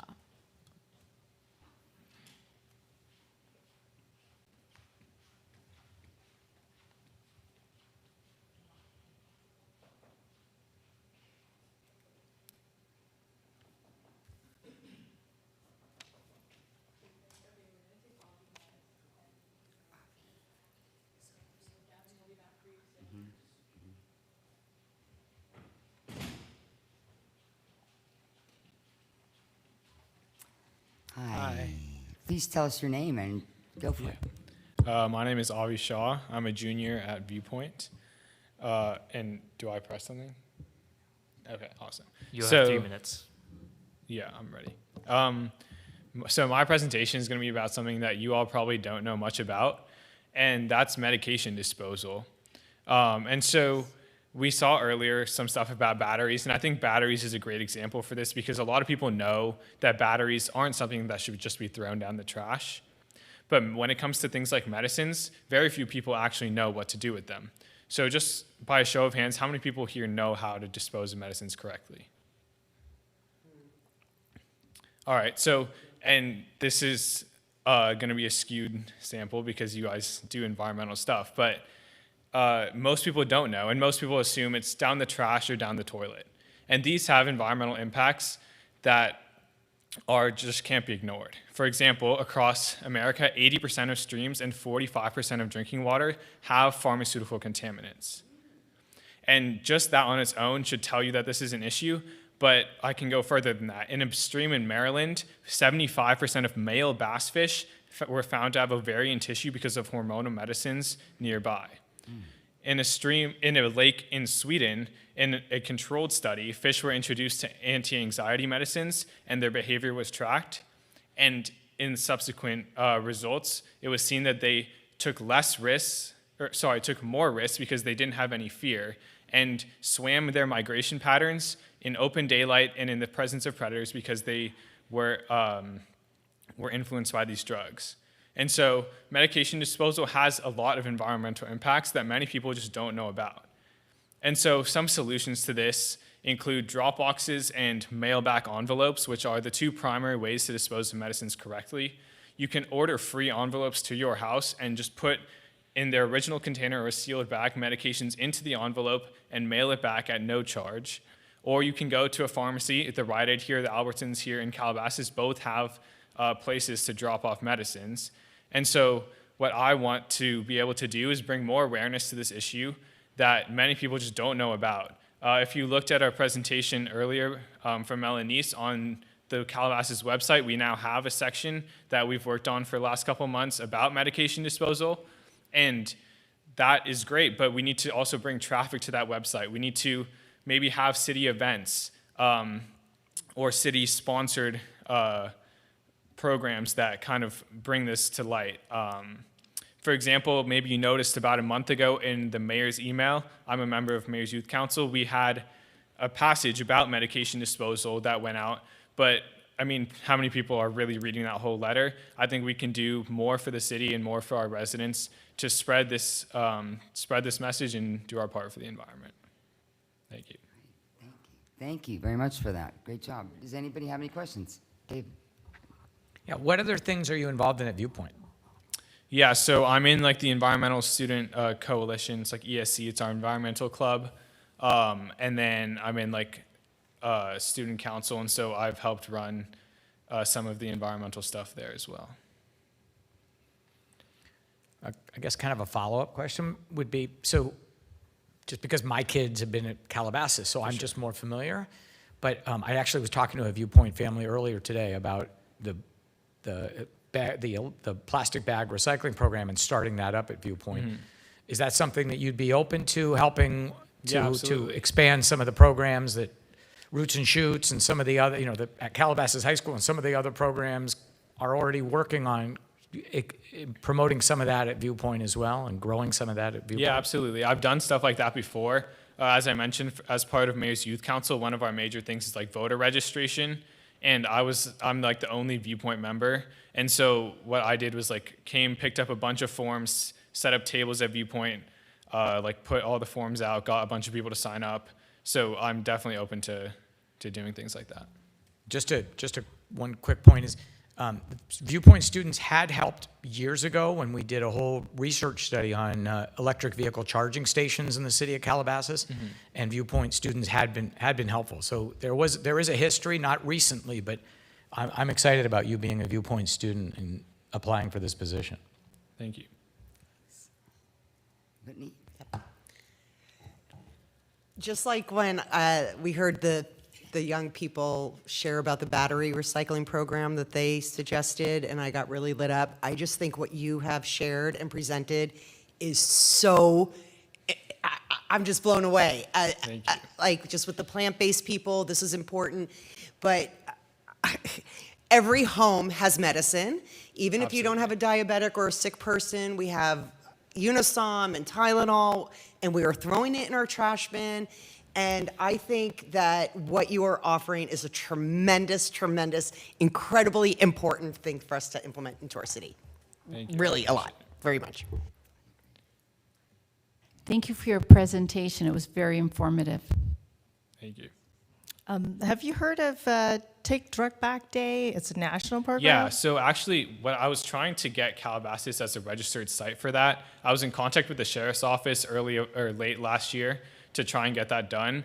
But with like some of the changes in federal government, like that day was actually removed this year, and so we weren't able to like get that going. But yeah, I was actually working on that for quite some time. I see. Excellent. I was hoping that we could do something in this city to get all the drugs and actually dropped like off. something that I noticed was I was looking into it, and Michigan kind of instituted like their own like state version of National Take Back Day, and so we could definitely do like a citywide, or if like maybe dreaming bigger, a countywide kind of still a Take Back Day that isn't national.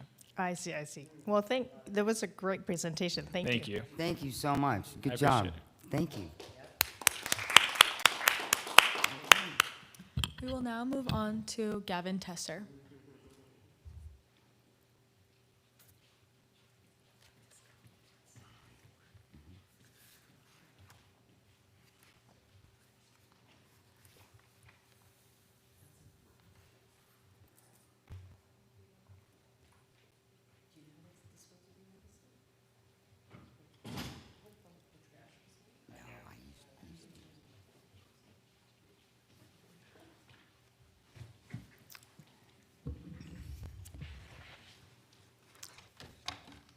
Hello, welcome. State your name, please, and then go for it. Is this on? Yeah. Local change starts with local voices, and I'm here to be one of them. As you know, my name is Gavin Tesser, and I am born and raised in Calabasas. I'm a junior at Calabasas High School, and I'm a member of the Model United Nations travel team and have a 4.6 GPA. I believe I'm qualified for this position because I want to dedicate my life to environmental reform and policy making, and I have a proven track record of climate advocacy. The environment has always been my passion, starting in elementary school, where I used art to express my thoughts on environmental damage. And I won 2 recycling contests in elementary school. Since then, I've continued my environmental artwork and I've won many international awards. Currently, my painting Shell Shocked is being displayed as part of the California Coastal Commission's traveling exhibit.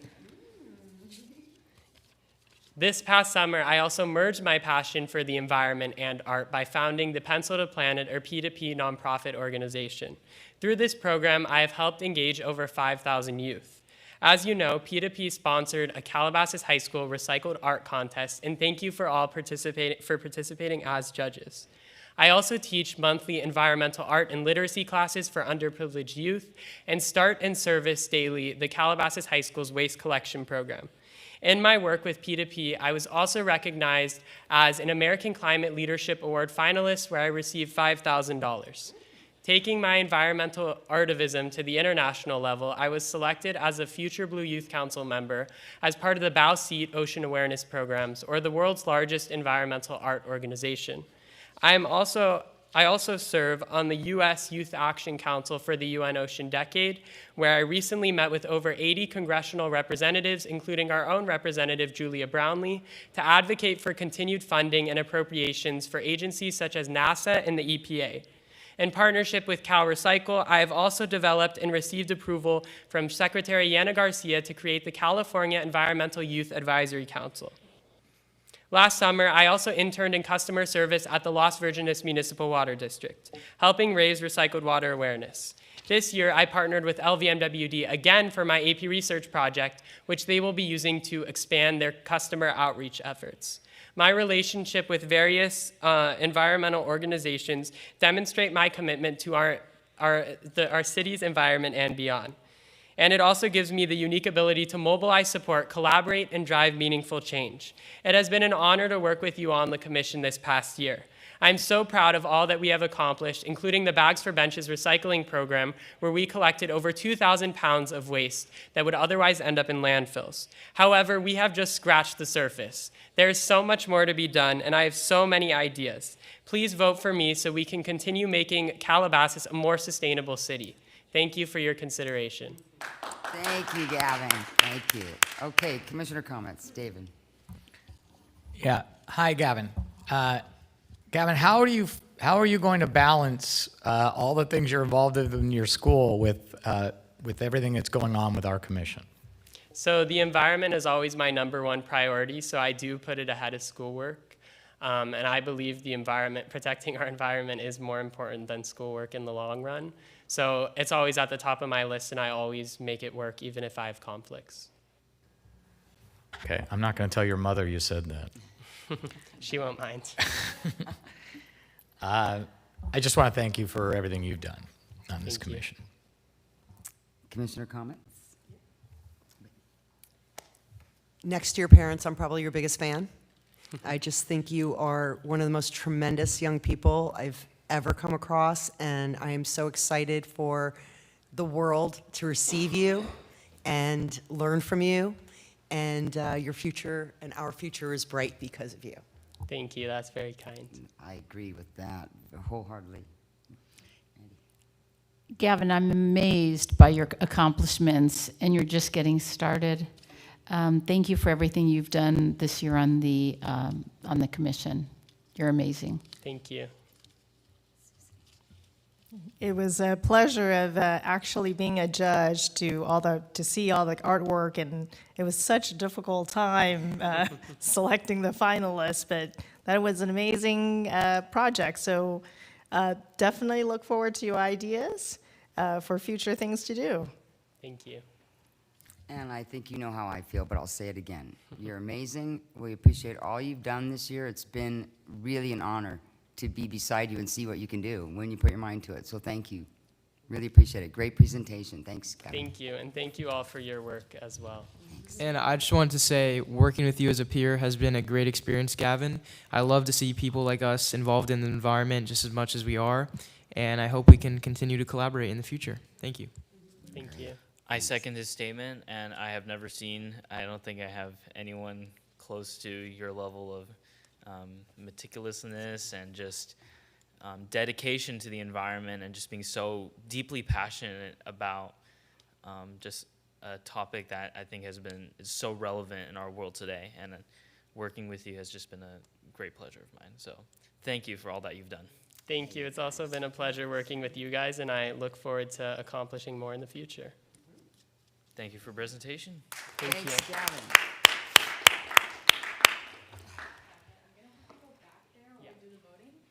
We'll bring you all back. We got to recognize the outgoing.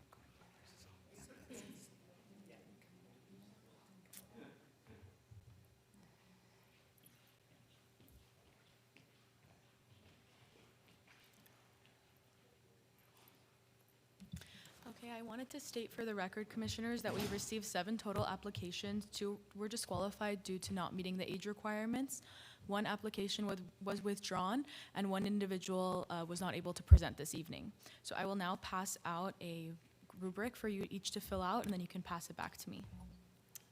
Melanie, in the past, we were able to discuss. Are we able to do that again? Yes, yes, absolutely. Okay. I'd like to make a comment. Certainly.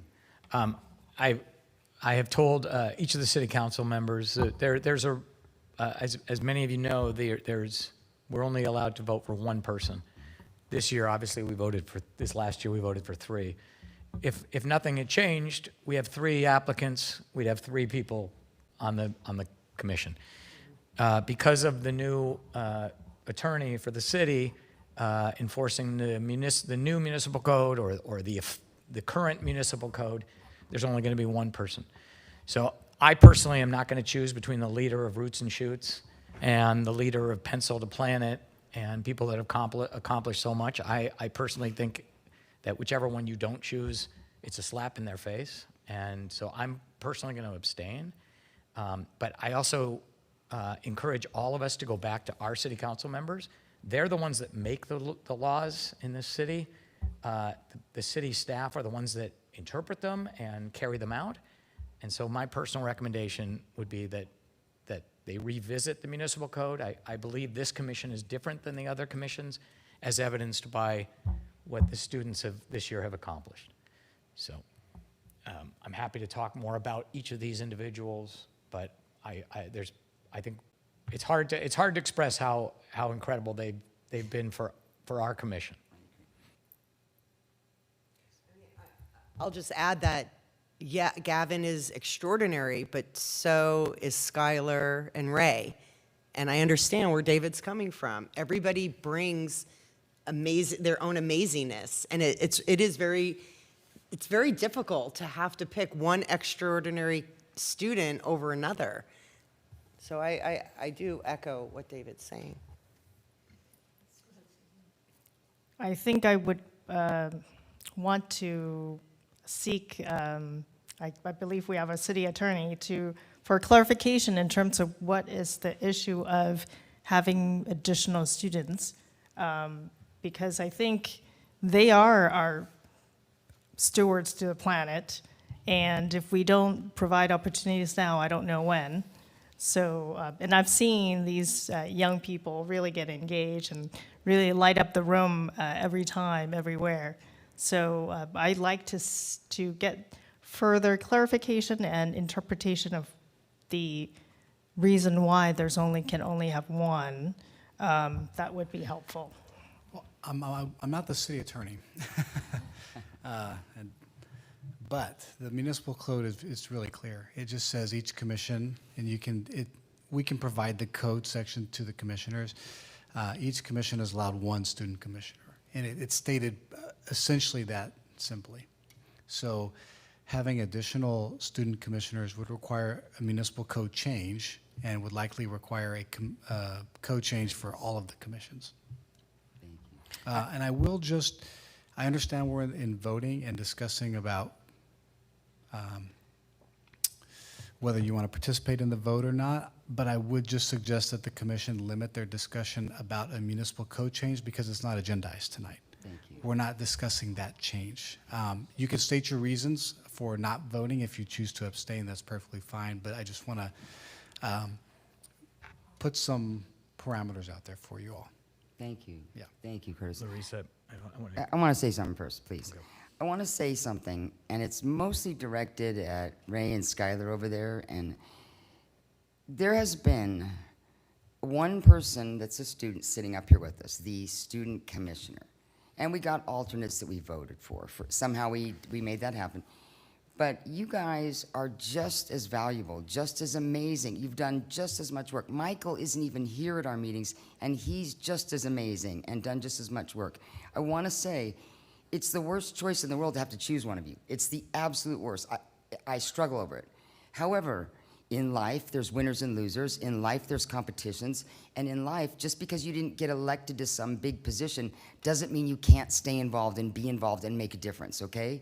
And you guys have made a huge difference in more than just one or two or just this commission or the city. I've talked to people about y'all. So, and I just want you to know, as difficult as it is, I think we're tasked with keeping this going somehow. And I don't want to lose all the students. And I want you to know that you guys are remarkable. You stand out, you shine bright. And if I could, I'd have 5, whoever applied would have a place. And I think we all feel that way. Whoever comes here and shows up, we want them to have a place. Know that there are places, okay? And we'll do our best to keep you guys funneling in, and you do your best to send the young people this way, the freshmen and the sophomores. And don't ever stop what you're doing, okay? Appreciate it a lot. David, go for it. Thank you for the kind words. Sure. Yeah, I just want to say that to me, there's no question that everyone that applies is tremendously qualified. Curtis, I think your point is a very good one. I didn't mean to do that here. I did meet with a couple of the city council members who indicated their hands were tied on this. So this is why it's not something we can change before the meeting tonight. With that said, I've played it out, and if we do not elect someone tonight, my belief is that the students will have a better opportunity to be represented by a broader swath of student body than if we elect one person, and that's why I've been on this commission for 10 years. There has never been fewer than 2 since I started. So we are taking a huge step back. To me, this is kind of reminiscent of what's happening nationally, frankly. And I think the fact that the city has shot themselves in the foot, it's not our staff's fault. Again, this is a technicality that we're getting caught up on, and I believe that the students being able to attend and speak, which that can be on the agenda every single meeting, just like we had the people talk about, veganism or whatever. Lisa, you're the chair. You can have on the agenda, you can have space for students to be speaking. It's kind of like the idea, well, we can make it work by putting them on Mayor's Youth Council, or we can make it work by, it's a different, again, what we accomplished this year on Environmental Commission is only achievable with a broader group of students. Pick one and you're reducing the effectiveness. Thank you. Thanks, David. Thanks for your comments. Okay, as we all know, we've been tasked with the responsibility of selecting one student to serve as a student commissioner because of the municipal code. It is my understanding that if we do not vote tonight, it'll just be put on a future agenda, okay? This decision, as we all know, is very, very difficult because honestly, each of them deserve to be a student commissioner. While the easiest path might be just to abstain from voting, I believe it's unfair to the students who put together presentations, who put together applications, and came here tonight only to be pushed forward to a future meeting, which would happen if we abstained from voting. We've been asked to make a decision, and it's our responsibility as commissioners to do so. Even though one student will only be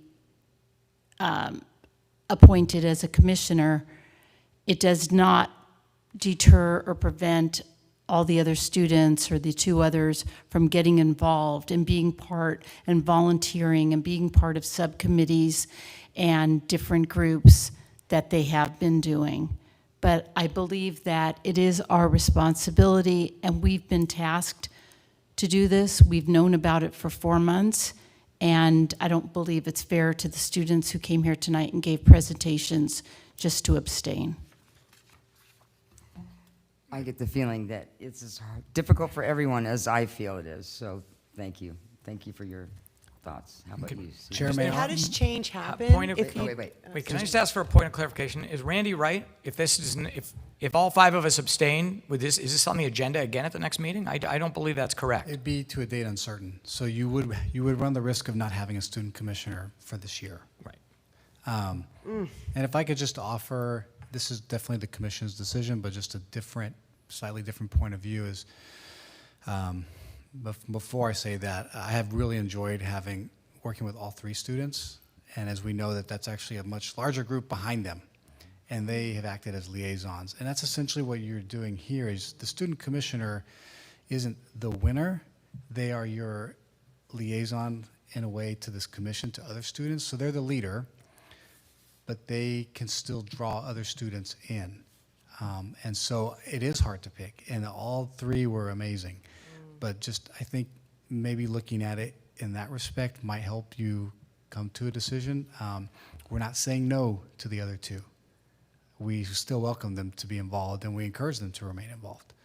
So I just wanted to offer that. Thank you. But how does change happen if we just say, okay, we don't agree with your policy, but we're just going to conform to it? Like David, I've only known being here with 2 student commissioners, and being an environmentally conscious person, I surround myself with those types of people. And there's a lot of people in our community who are, and nobody knows about them. And there is something about being influential. I know when I make posts, I get hundreds of comments, and it's a position that has influence.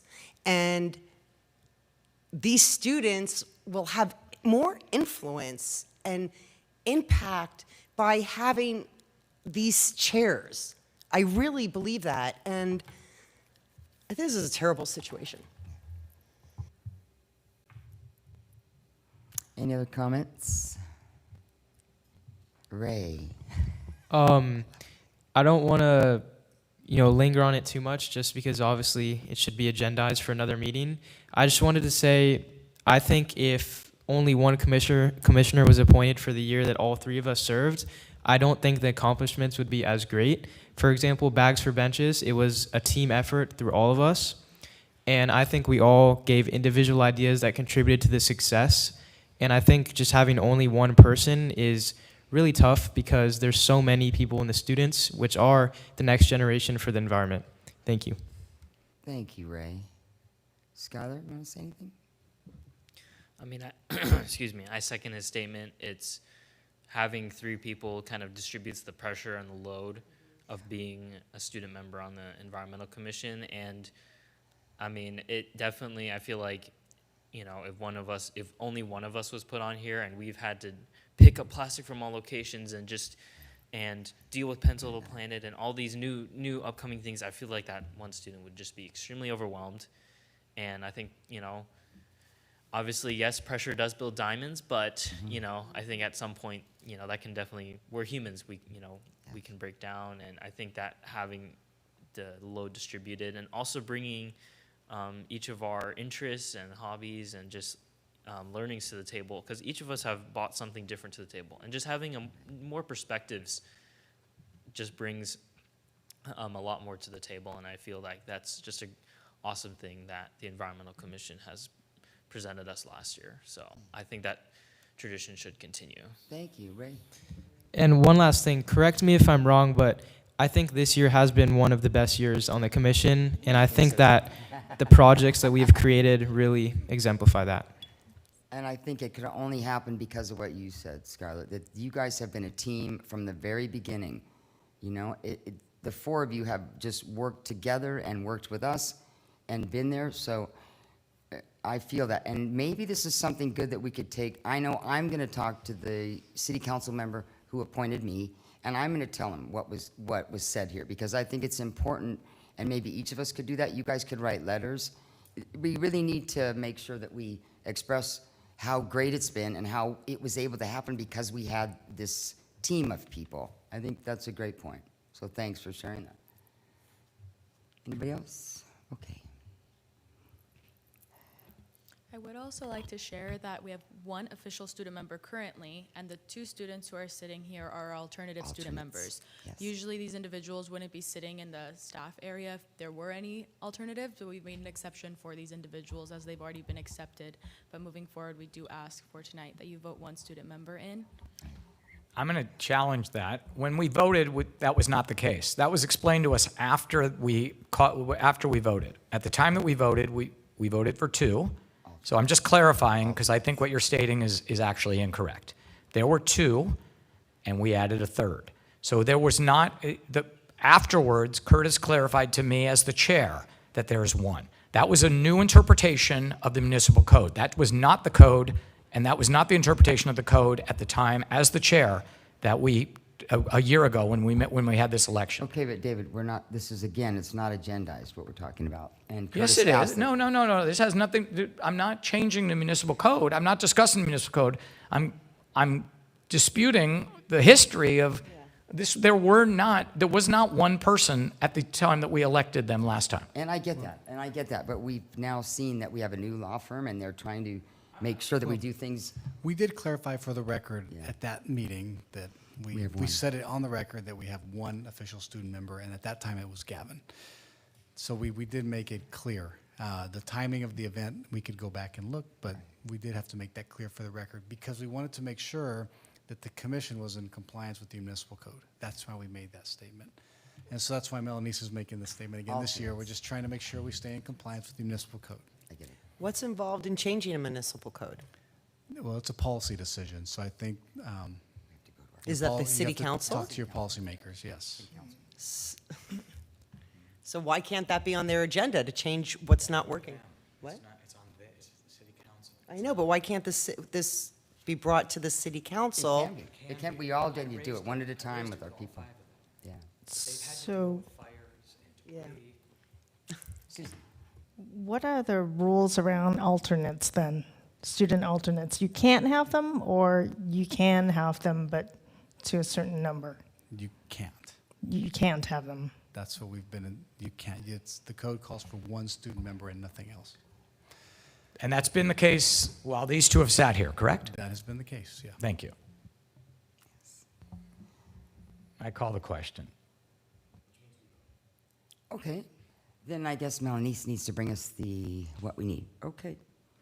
Just for the record, on these documents, what we have is a ranking. I crossed out the name of the first individual since they were unable to present, so we would just ask you to rank your choices 1 through 3, 1 being your most favorable, and 3 being the latter.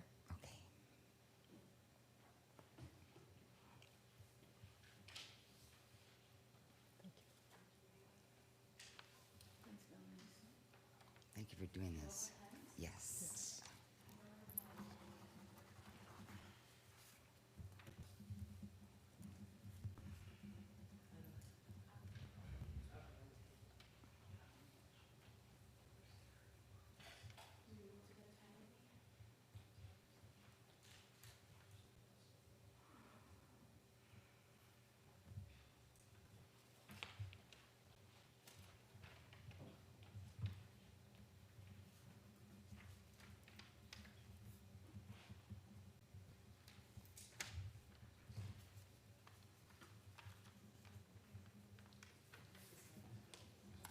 It's the 6th.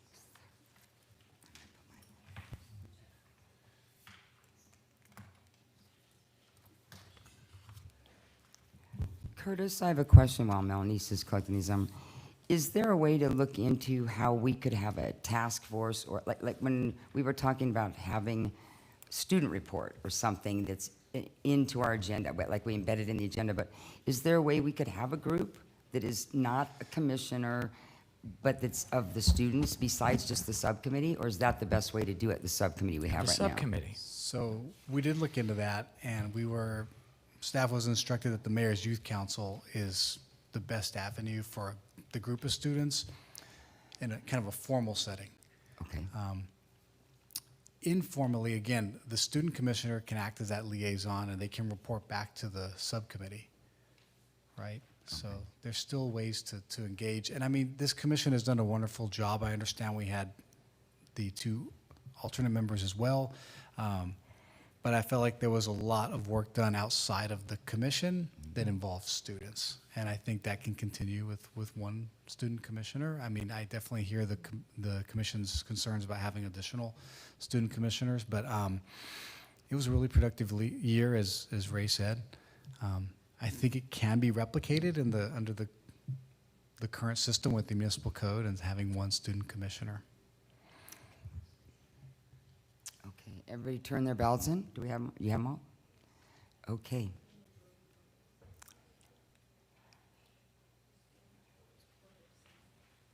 What's next, Melanice? Just waiting for you to.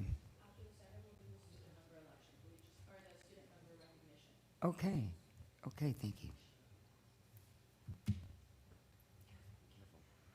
Careful.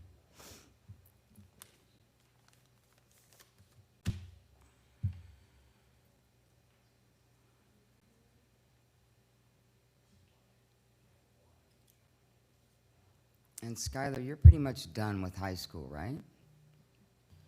Yes, that's correct. So unfortunately, I was not able to run again because the municipal code also did state that the student member needed to be a high schooler. Okay, and Ray? I now live full-time in Woodland Hills, unfortunately, despite it only taking me 7 minutes to arrive here today. But I don't think that should frown upon any contributions that I can make in the future. I look to stay involved just as I am right now, and if not, even more, which I will be, of course. And I will be explaining some plans that I have for the future later in the updates. Great, thank Same you. for me as Thank well. you I'll both. I mean, you guys are both amazing. And there's plenty of chairs for y'all here, okay? The only difference is me and Skylar will be in those chairs than these chairs. You're still community members. You can make public comment on all of our items. And I should, before we announce the vote, finish to the chair's question about involvement. So there's a subcommittee. There's always opportunity for public comment, just generally about environmental issues, and then there's opportunity to comment on our agenda items. So there are places for students who are sitting, you know, as we said, the other chairs to come up and comment. And we are open to having a place on our agenda where we hear from students as well. I think that would be great to have a student report or something that we just start doing. Thank you for looking into that. Okay, Melanie? Thank you all for participating in the ballot. We do have a student member who was selected as the favorite option, and it's Benjamin or Zolan. So I will get him, and you will have a chance to congratulate him on his position. Okay. And then the last thing up is recognizing the outgoing members.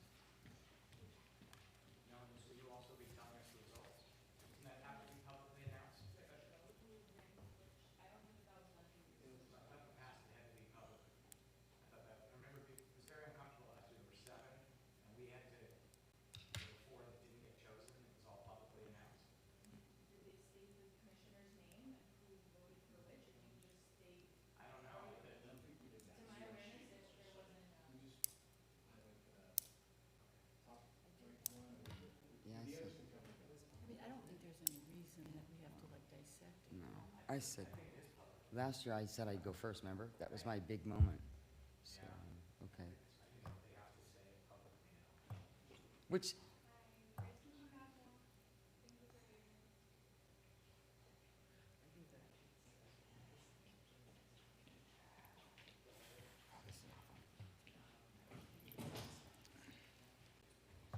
welcome, gentlemen.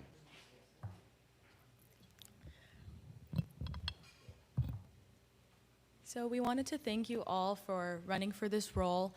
It is a very complicated process, and the commission had to tackle with a lot of ideas in order to come up with a decision. So each of you are very qualified, and we appreciate your time in the application process and the interview process, and we look forward to continuing to work with each of you, even if you're not selected.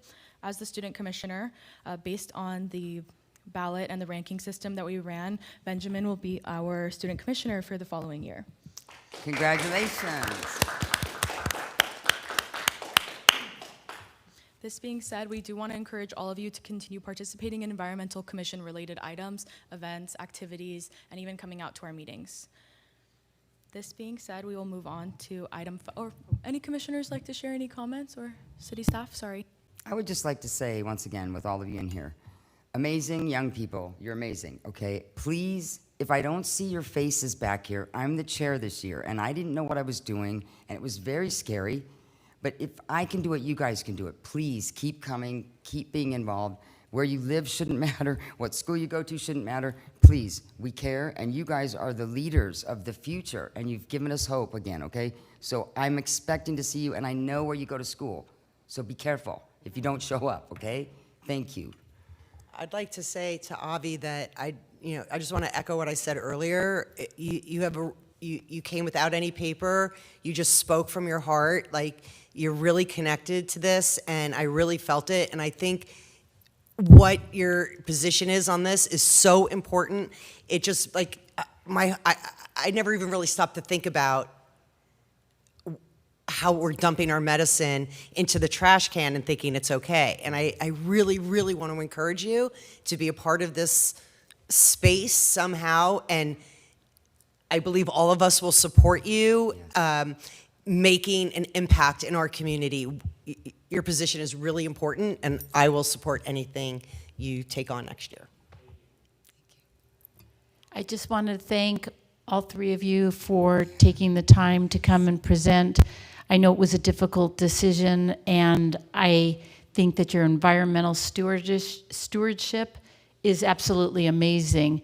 And I know that when you watch this tonight and you see what we were grappling with, that nobody could make a decision because all three of you were absolutely amazing. So I just want to say that exactly what they just said, that you can all volunteer, you can come forward in subcommittees, because we need your stewardship going forward. And just because you're not going to be here next to us, Gavin, we know that you're going to be a part of this still. So, and the same thing with you, Avi. We really need you back here to help us, to guide us, okay? So thank you again. And congratulations, Benjamin. Well, I want to thank you for the courage to get engaged in so many things. I've been looking at your application. It's amazing that it's not just time, but also the courage to consider what to get involved, how to get involved, who to talk to. So I am really hopeful that our young people have the courage to tackle difficult issues like the environment. And I encourage you to, obviously you apply here, but I encourage you to continue your courage and your leadership to apply to all the things you're interested, because they will open doors for you so differently. So again, thank you for your presentation, and we want to see you back. Many students apply this year and then apply again next year, so I encourage you to come back and share your progress. Thank you. Yeah, I just also wanted to add that, Benjamin, you applied last year and you didn't get the position, but you gave 100% to the impact you made by continuing with your assemblies. You didn't get the chair position, but you gave it 100%, and it was measurable and noticeable. And Avi, I really hope you do the same. Thank you guys very much. We really appreciate it. Should we give them a round of applause? All three of them were great. Great, you guys, great. And Melanie, now comes the sad part, I think, right? We move on, don't we?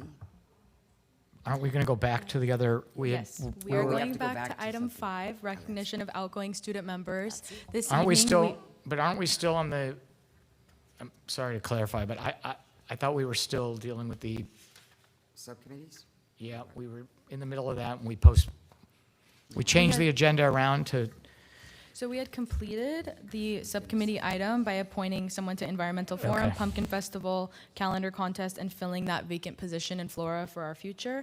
The 2 vacancies are Arbor Day and Earth Day that we'll be filling at the upcoming meeting. August meeting, okay. Are we comfortable moving forward back to the recognition of outgoing student members? Thank you so much. So next we'll be recognizing the non-voting student member, Gavin Tester, and the alternative non-voting student members, Ray Schaefer and Skylar Fong. We have a plaque to present to each of you. I first wanted to start with Gavin. Great job with all of the Pencil to Planet activities, and all 3 of you for leading Bags to Benches, but that was really your brainchild. Right when I started, I remember you came in and you had this idea, and I remember it was like so early in, and you were so passionate about it, and to see that at the conclusion of your 1-year term, you were able to present all of these students with their certificates and their awards. It was just so moving to see how much you've come in this 1 year, and I'm excited to see all the wonderful things to do in your future, in the environmental future. And Gavin,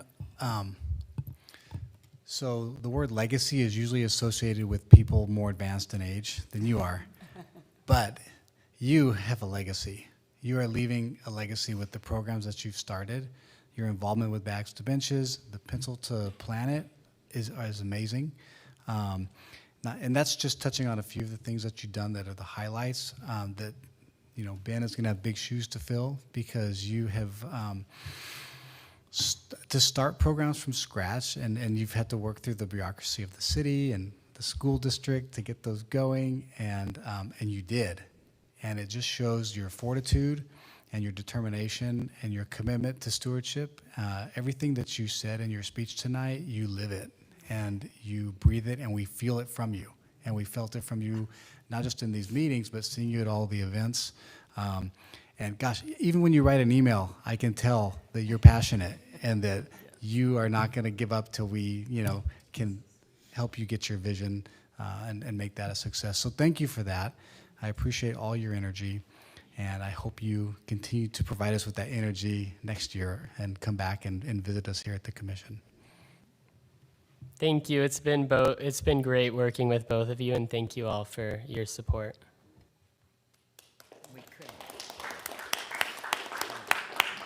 So maybe we can go through all of the students and then present each of your plaque and do a photo opportunity, individual and group, with the commissioners. Okay, great. Thank you. Take it away. Next, we have Skylar. Skylar, I remember right when I started in this position as well, you were really interested in retrofitting Las Virgenes Unified School District and having some electrification programs, light retrofits, and seeing how much you've also progressed in this past year and that you're already in college is really impressive. So congratulations and good luck on your future endeavors with wherever you choose to go. Yeah, Skylar, you had this way of just, you were like the, what am I going to say here, the undercurrent that just keeps pushing because you got things done. Whenever you came to an event, you were participating actively and you were doing things, and just watching you do the Bags to Benches, and I know how involved you were with all of that. There's a very practical side to you that comes out, and you know, there's a lot of goals with different programs, and you take all that information and then you just start moving with it. And I'm just really appreciative of that, because when we have ideas like this, especially around the environmental issues, sometimes they stay in the talking phase for a long time. And I think you have this way of putting it into the activation phase and staying with it. And you know, when we first met, you came across as a little reserved, and I appreciate that because I share that personally. I'm a little reserved myself, but seeing you in action, you know, was really amazing, because you were kind of always moving and always working on something, and you really helped carry a lot of the initiatives that the commission and the student commissioners took on this year. So thank you very much. Thank you for the kind words, and I just want to thank you both, as well as Treya as well, who I know I worked with her a little bit during my first few months here. But yeah, you guys have been a great help to me, and I just want to say I really do appreciate that. Any commissioner comments? I said it earlier, and I'll say it again. The three of you have just been amazing, and I agree. You just have a very calm energy, and you make things happen. And it's really cool combination, because there's all kinds of personalities you could get involved with, but you have a really warm energy, and you made things happen, and congratulations, and maybe you'll bring Bags to Benches to the college you're at. Here's a challenge. And I want to say you were at everything. I turned around at the Creek Restoration Phase 3 meeting, and there you were, and I thought, what are you doing here? You were at everything, and I really appreciate your involvement. It's been a leveling force for sure, so thank you. Keep doing what you're doing. We'll be seeing all you guys, I'm sure, in the near future. Anybody else? Thank you. You're amazing. I think I want to speak from a family perspective, that I think having young people having a seat at the table is so critical, because it gives them legitimacy that they are involved in something bigger than themselves. And I see these young gentlemen change because they know they have a seat at the table. So, I can't speak enough of how important that is and how that changed probably their lives for a very long time, to know that that is why they have to influence. That is why they have even more power behind them to speak up. There is more, there's a group of people that's behind them, like the telephone commercial, the cell phone commercial, like, a whole bunch of people behind me. So really applaud your engagement and also the ability to fully embrace the opportunity and maximize this learning opportunity. Your family should be so, so proud, because this has been an amazing journey for us, but also I'm sure it's an amazing journey for your family. Beautifully said. Thank you. Okay, thank you. One more. One more, Melanie. Last but certainly not least, Ray. Congratulations on your first year as an environmental student commissioner. We're glad to have had you on board. I remember being so impressed by you leading Roots and Shoots, P22 Club, and at the environmental forum, for example, you were trying to find ways to have a way to market your group, and I remember the transition just being so professional. Even as a high school student, all three of you are so exemplary, but I remember the way that you handled that comment and veered it into like a promo of your group was just so impressive. And I remember I wanted to say something in that moment and say, oh, make sure you get your item at the end, and the way that you are able to articulate things is very impressive, and I'm so glad to have had the opportunity to work with you over this past year. So Ray, yeah, Melanie, you kind of stole one of the things I was going to mention. That was really clever. But that shows where, when I talked to Ray, I felt like he was kind of a step ahead of me already. Like he's already tying some different things together. And we didn't get to speak as much as I would have liked, but I got that sense, and that moment at the Environmental Forum really highlighted it for me, like, oh yeah, he is a step ahead. And you brought that depth with you, with the different things that you were involved with. And again, helping those things come together. I mean, because all this stuff is related. Whether you're doing Roots and Shoots or a P22, this is, it's all part of our environment, and we're trying to protect it.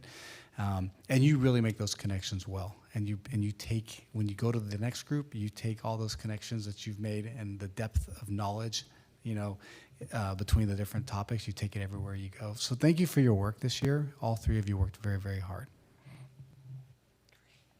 Thank you so much, you two. It was truly a great year and a great pleasure working with you guys, and I hope to do so this year. David? Yeah, I was waiting till all three of you are done. I just want to say this is very bittersweet for me, because for me, I'm all about community. And so going from three of you to one makes me sad, quite honestly. And Ben, I want you to talk to the three of them, because you are now going to have to represent the three of them. And so I want the three of you to help lift Ben up as well. And for me, frankly, I'm disappointed. Last year we had 7 people apply for this.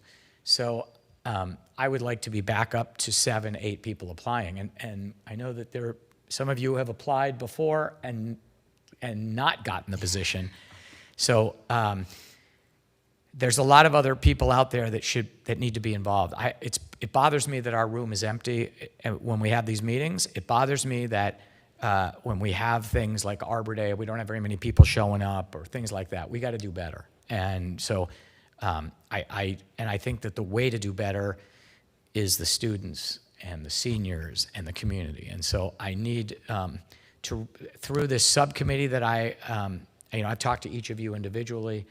And I loved being down in the creek with you guys, seeing you guys wet in the creek, pulling up shopping carts and doing all the cleaning and right? I mean, there were a dozen of you guys down there, and we need to grow this is the reality. And so I look forward. I know I'm going to be writing a lot of letters of recommendation, but I'm going to keep pushing to make changes at the city level. But within our commission, I think the students are an integral part of who we are, because it's environment, right? This This is one of the things I keep saying when I talk to city council members is I could be on the library commission. They've asked me to be on planning. They've asked me to run for city council. And I've said, I really like environment, right? It's kind of like what Gavin said in his speech, right? That this is kind of how we're wired. And so I think we need to continue what you guys have achieved with bags to benches,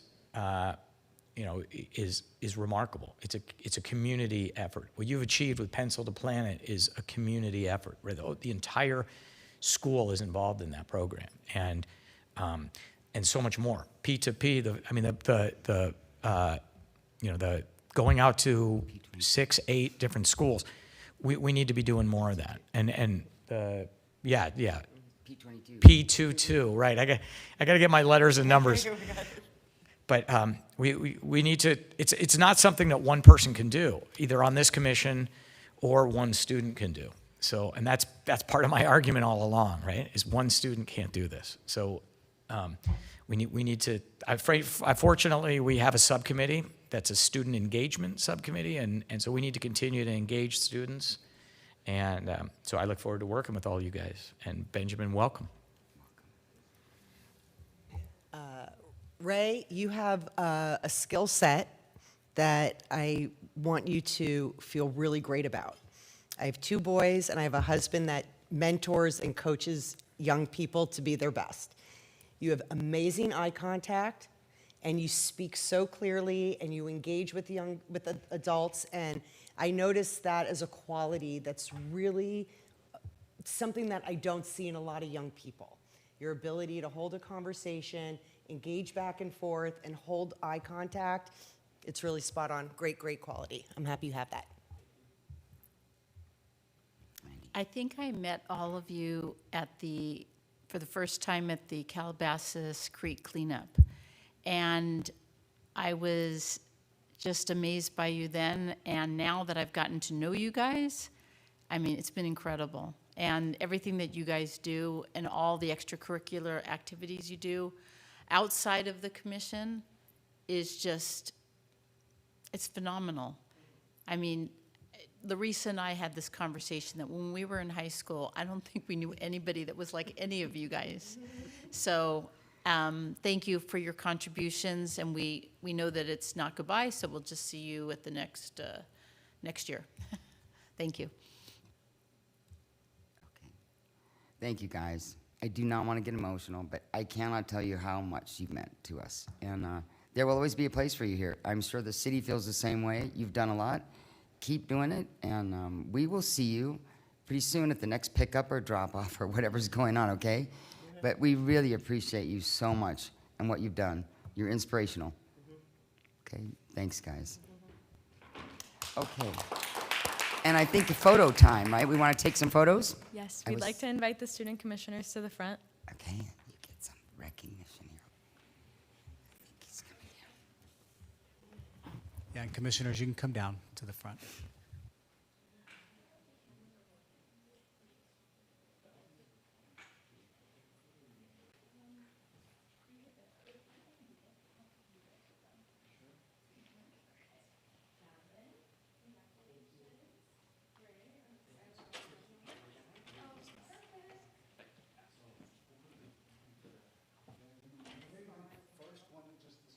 Sure.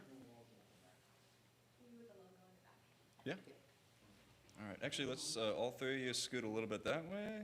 Perfect. All right. And give me a big smile. All right. Hold those smiles. Get one vertical here. Perfect. All right. You want to get the commissioners? Sure. With the commission? Yeah, no problem. Okay. Yeah. All right. All right, everyone look right here for me. Give me a big smile. Hold those smiles. Perfect. Thank you.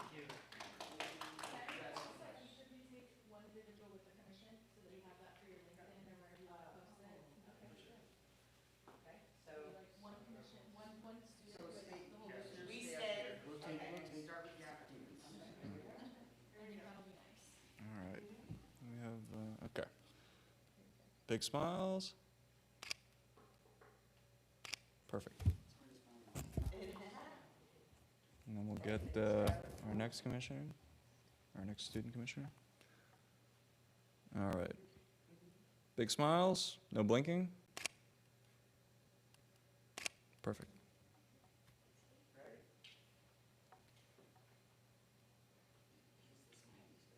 All right. Big smile and look right here. Hold those smiles. All right, perfect. Thank you so much. Yeah, no problem.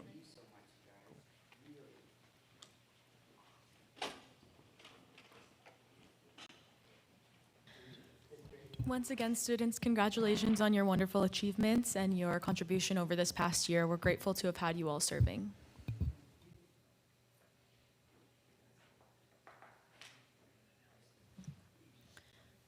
As we've already completed item 7 earlier in the agenda, we will now move on to oral reports. Do we have any oral reports now? Commissioners, if you wanted to share anything, this would be your time to do so. Then we'll go into student communications and then staff communications. Okay, anybody else besides my Vice Chair Freilich? Okay. As Melanie announced earlier, that the staff is putting together a letter to go out to all the homeowners associations and Calabasas businesses regarding the anticoagulant rodenticides that were recently banned this year, starting January 1st. I know Melanie has been working with the LA County Department of Agriculture, Christine Belden, who's been a tremendous help. And I wanted to let everybody know that the city of Agoura on April 9th strengthened their anticoagulant rodenticide resolution to include glue traps. And while it's not a formal ban, it's an advisement to all the businesses. And so not only did Agoura send out letters, but now we will be sending out the letters as well. And I would like to make a comment that I do believe that we need another subcommittee on an anticoagulant rodenticide brought back, so that when we do send this to the businesses and homeowners associations, there may be some outreach there from maybe commissioners, or maybe we can just do it as an ad hoc. But I think it's a very important initiative that we have to keep up in the city of Calabasas. And I want to thank Melanie and Curtis for all your efforts on this. Thank you. I have a question about that. Because Whitney and myself are the Green Business Subcommittee, and it seems to be that there's a lot of traps and poisons and things at all the businesses. Has that been thought of to incorporate into that at all, into the Green Business lineup? We can explore seeing if that's an option to embed into there as we continue communication with other outside agencies. We can try to mirror some of their existing programs if they have a line item as such. Okay. We can continue exploring and work with the subcommittee offline. Thank you. And Curtis, do you know offhand if we made it a subcommittee, then it would, the Brown Act and all that applies, so maybe we could get your counsel at some point about which would be better to go with, an ad hoc or a permanent, or even something besides a subcommittee? Sure. I think the best option is always the ad hoc subcommittee. And so you set a goal for that subcommittee, and once you've accomplished it, you disband the subcommittee, and that is just easier under the Brown Act. Okay.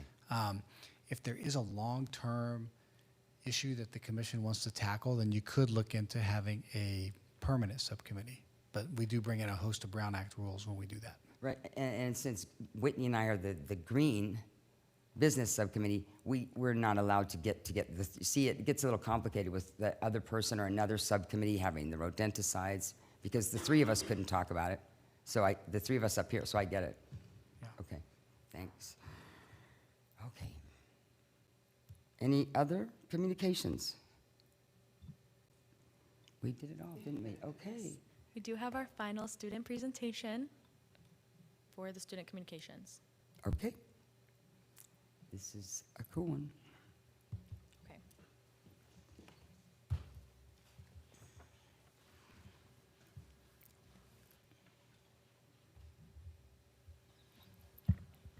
So I just wanted to say it's been an honor to work with all of you this past year, and I'm glad that we got the opportunity to work together. And I just wanted to expand on some of the things I've been doing that I talked about in my speech. So first, in the past few weeks, I've been hosting environmental art and literacy classes for underprivileged youth. So combining environmental artwork with recycled materials and using it as a means to teach kids, because creative expression can really resonate with younger minds. And these are just some of the projects we worked on. And also, we talked about this a little bit in the Pencil to Planet presentation, but I just wanted to reiterate that we organized a large-scale exhibition and featured over 50 Calabasas High School student artists. And through our various programs and the Earth Day celebration, we drew an audience of more than 500 students at Calabasas High School and outside community members. And now the artwork is displayed at the Calabasas Library until the beginning of June. And then I also recently lobbied for the United Nations Ocean Decade, and here are just some of the pictures from our meetings. And we were advocating for continued funding for agencies that are on the cutting block, such as the EPA, NASA, NOAA, and Department of Education. And also Ray and I, along with the Model United Nations travel team, attended the High School Model United Nations Conference, which is the world's largest Model UN conference. And my topic, along with my dual delegate, was drafting a resolution for the 2045 Sustainable Development Agenda. And my partner and I received second place out of 60 delegations. And Calabasas High School also received first place overall out of more than 250 high schools. And we also got to see Joe Biden speak. He came there just for the conference, so it was very special to see him speak and just listen to some of his insights. And also, I just wanted to say that I received an award for this piece that I worked on from the University of Illinois Urbana-Champaign College of Fine and Applied Arts. And then also, I talked a little bit about this in my student presentation, but this artwork that it's like my signature artwork. It recently was selected as one of 50 finalists out of 2,200 plus submissions. And it's being displayed as part of the California Coastal Commission's traveling art exhibit. So thank you again, everyone. It's been an honor working with you, and I'll pass it over to Ray. Everyone, thank you so much. I don't want to make this... Sorry about that. Everyone, thank you so much. I don't want to make this too long, so let's get started. As Gavin mentioned, I attended the National High School Model UN Conference with him and the Calabasas travel team. My topic was solving the crisis in Afghanistan, and I created solutions with my partner, as shown in the picture. Some of these were environmental solutions for deforestation, water quality, drought, etc. And we did get to attend a speech from Joe Biden, which was amazing. And if you look closely, he's wearing USA socks. And just some updates on some Roots and Shoots activities. So for our Coyote Trail Revitalization Project, we have been fundraising for it at Earth Day and the Environmental Forum. Ben over here tested the soil and found that it is very degraded and very unhealthy in all qualities. So moving forward, we're looking to establish new soil by working with outside organizations and groundskeeping from LVOSD. And we are going to use a $250 grant awarded by Roots and Shoots USA to create drip irrigation. And also, we are currently having a hydration station implemented on Calabasas High School, which was fully funded by our fundraising in previous years, and Mr. Watt, he is going to get back to us on that one. Moreover, I have been very involved in the current Calabasas landfill action. As many of us know, this is a very pressing issue in our community. I have attended many protests where I saw Whitney, and she can also attest to this, but I feel like these protests have really brought alive the energy of the community to save our children, save our people, and overall just save our community. I represented the student generation and worked with Protect Calabasas, and Ben and I were also interviewed by the LA Times. Next, I would like to speak on our recent P22 wildlife awareness presentation at Sumac Elementary School. We have now completed almost every single LVSD elementary. It is only Round Meadow, I believe, that is left.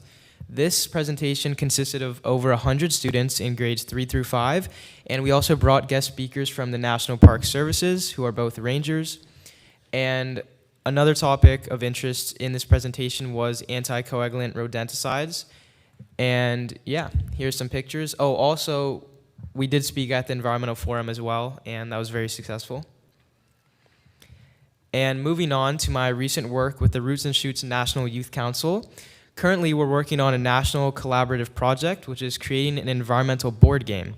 And some ideas that we've had is a bird watching game, trail maintenance, stargazing, etc. And I also have attended some professional development meetings, one of which that really stood out to me was I learned about underwater storytelling from Dr. Shireen Rahimi. And I will be attending a summer summit down at the marina in San Francisco this summer with all 40 council members and everyone else.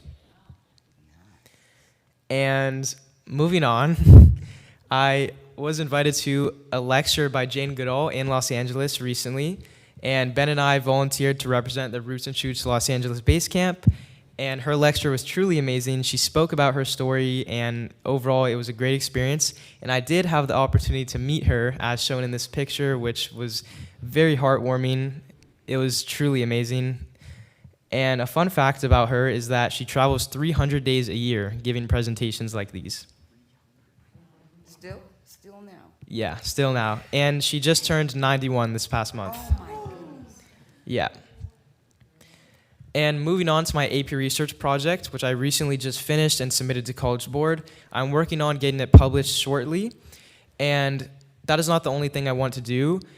I plan to use my primary data to spark reform at the district level. And many individuals, as shown here, which was my resulting sample of the project, I interviewed Calabasas students, Agora students, teachers, community members, and who are all very active in the environment. And we found that Calabasas is not supporting environmentalism to the level that they should be. And some things mentioned for the future was a comprehensive sustainability plan or targeted sustainability policies. And I hope to work with everyone here and more in the future to kind of lobby LVSD to do the best that they can in a low-cost way. And a few fun facts that I gathered from this study was that LVSD, contrary to the blue recycling bins they have, they actually do not recycle at all. And this was taught to me by various individuals in my sample who said that when the janitors pick up these blue bins from the classrooms, they actually mix it with every other trash. And that's a very alarming fact, I believe, that we need to target. Another fact is that more than 80% of energy use from LVSD comes from the pack. And I believe LED lights and more energy efficient lights can solve this. But these are only some of the many issues that I think we need to lobby them to solve. So I do need support for this project, and I hope this is something that we can all work on this next year. And that is it. Thank you so much. So I'll take it from here. Thank you, Ray, for your presentation. So let's see, how do I do this? So for the first thing I did, 2 months ago, I applied for the Southern California Association of Government Scholarship. It's been a while since, I applied, and I'm supposed to hear results back May 9th, so unfortunately you won't. So hopefully we'll see if I get it, but yeah, I'll update you all on if I do actually end up getting it. And then I also met with the Youth Climate Commission, which was at the Environmental Forum, and we met with UCLA environmental studies students as well as proposed efforts to make San Fernando Valley more sustainable and people-friendly through public transportation efforts, making them more hygienic and things like that. And all these plans go through the liaison at the Youth Climate Commission, and they go straight to LA County government officials who can hopefully put them into place. And as we lobby more and more, hopefully we can help San Fernando Valley become more sustainable and just more people-friendly in general.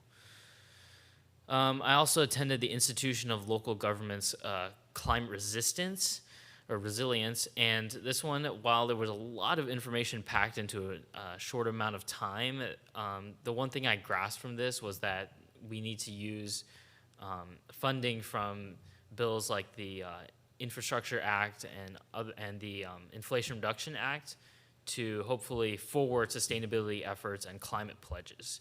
And another thing that I grasped was that increased staffing is needed to realize and utilize government funding, because a lot of these people, with all this money coming in, they just didn't know what to do with it, and a lot of them were just frankly overwhelmed.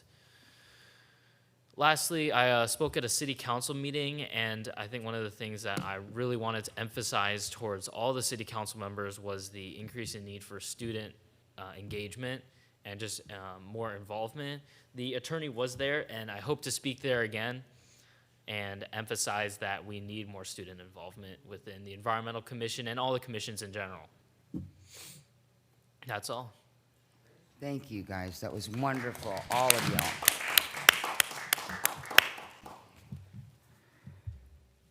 Okay, I guess that probably does it. And unless there's any comments, do I ask for comments? I have some staff reports, or staff oral Please. reports. Does anyone have anything else they'd like to share before we move on from the students? Okay, great job on your presentation. Great job on all your accomplishments. It's always so eye-opening to see what high school students these days are doing, specifically the impressive high school students here tonight. So I wanted to send a huge thank you to all of the commission for our successful events over these past few months. It was my first time being a part of the environmental event series, and I'm so grateful to have worked with all of you through this. And I wanted to send a welcome to Miss Susan Ng for joining our commission. Congratulations on your appointment, and we're excited to work with you over this upcoming year. Congratulations to student members on your wonderful terms over this past year, and I'm really excited to see what your next endeavors are, and we hope to see you at our events and here at the meetings as well. Good luck on your AP tests. And we're hoping to plan a creek cleanup in conjunction with Mayor's Youth Council. We're aiming for June 21st, so keep an eye out on our website. We'll continue promoting it and connecting with each of you so you can help us with promotion as well. That concludes my updates. Curtis, do you have anything you'd like to share? And that concludes the oral report section. Okay, so then I would ask now if the commission has any requests for future agenda items. Is that? Andy? Yes, I'd like to put on for future agenda items a ban on glue traps. David, I believe you had a second. Go, David. We don't vote on that or anything, right? It's just a suggestion? Okay, thanks. Go ahead. Yeah, I'd like, a couple things I'd like on the agenda in the future. I'd like the December meeting. I'd like to request that there be a December meeting. I think there's a lot of business that we need to cover. I agree.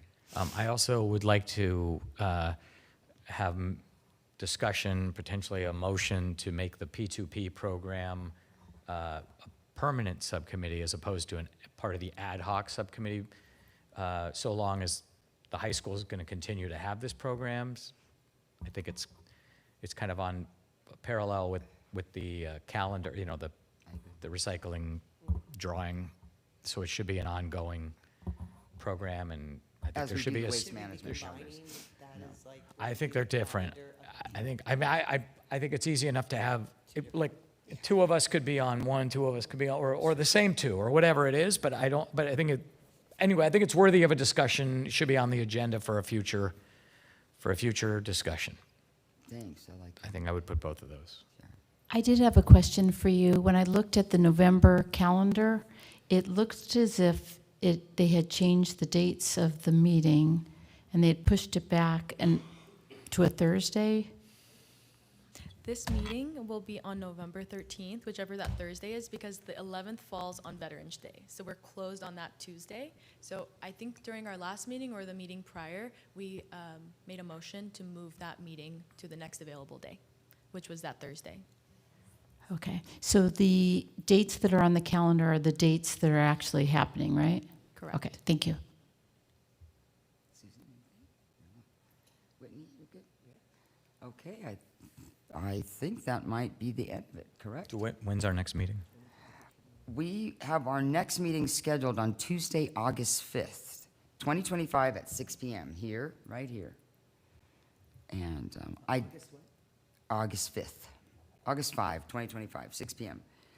And with no additional items, I think I would adjourn this meeting right now at 9:05. Yeah. Thank you. Nicely done, Lorraine.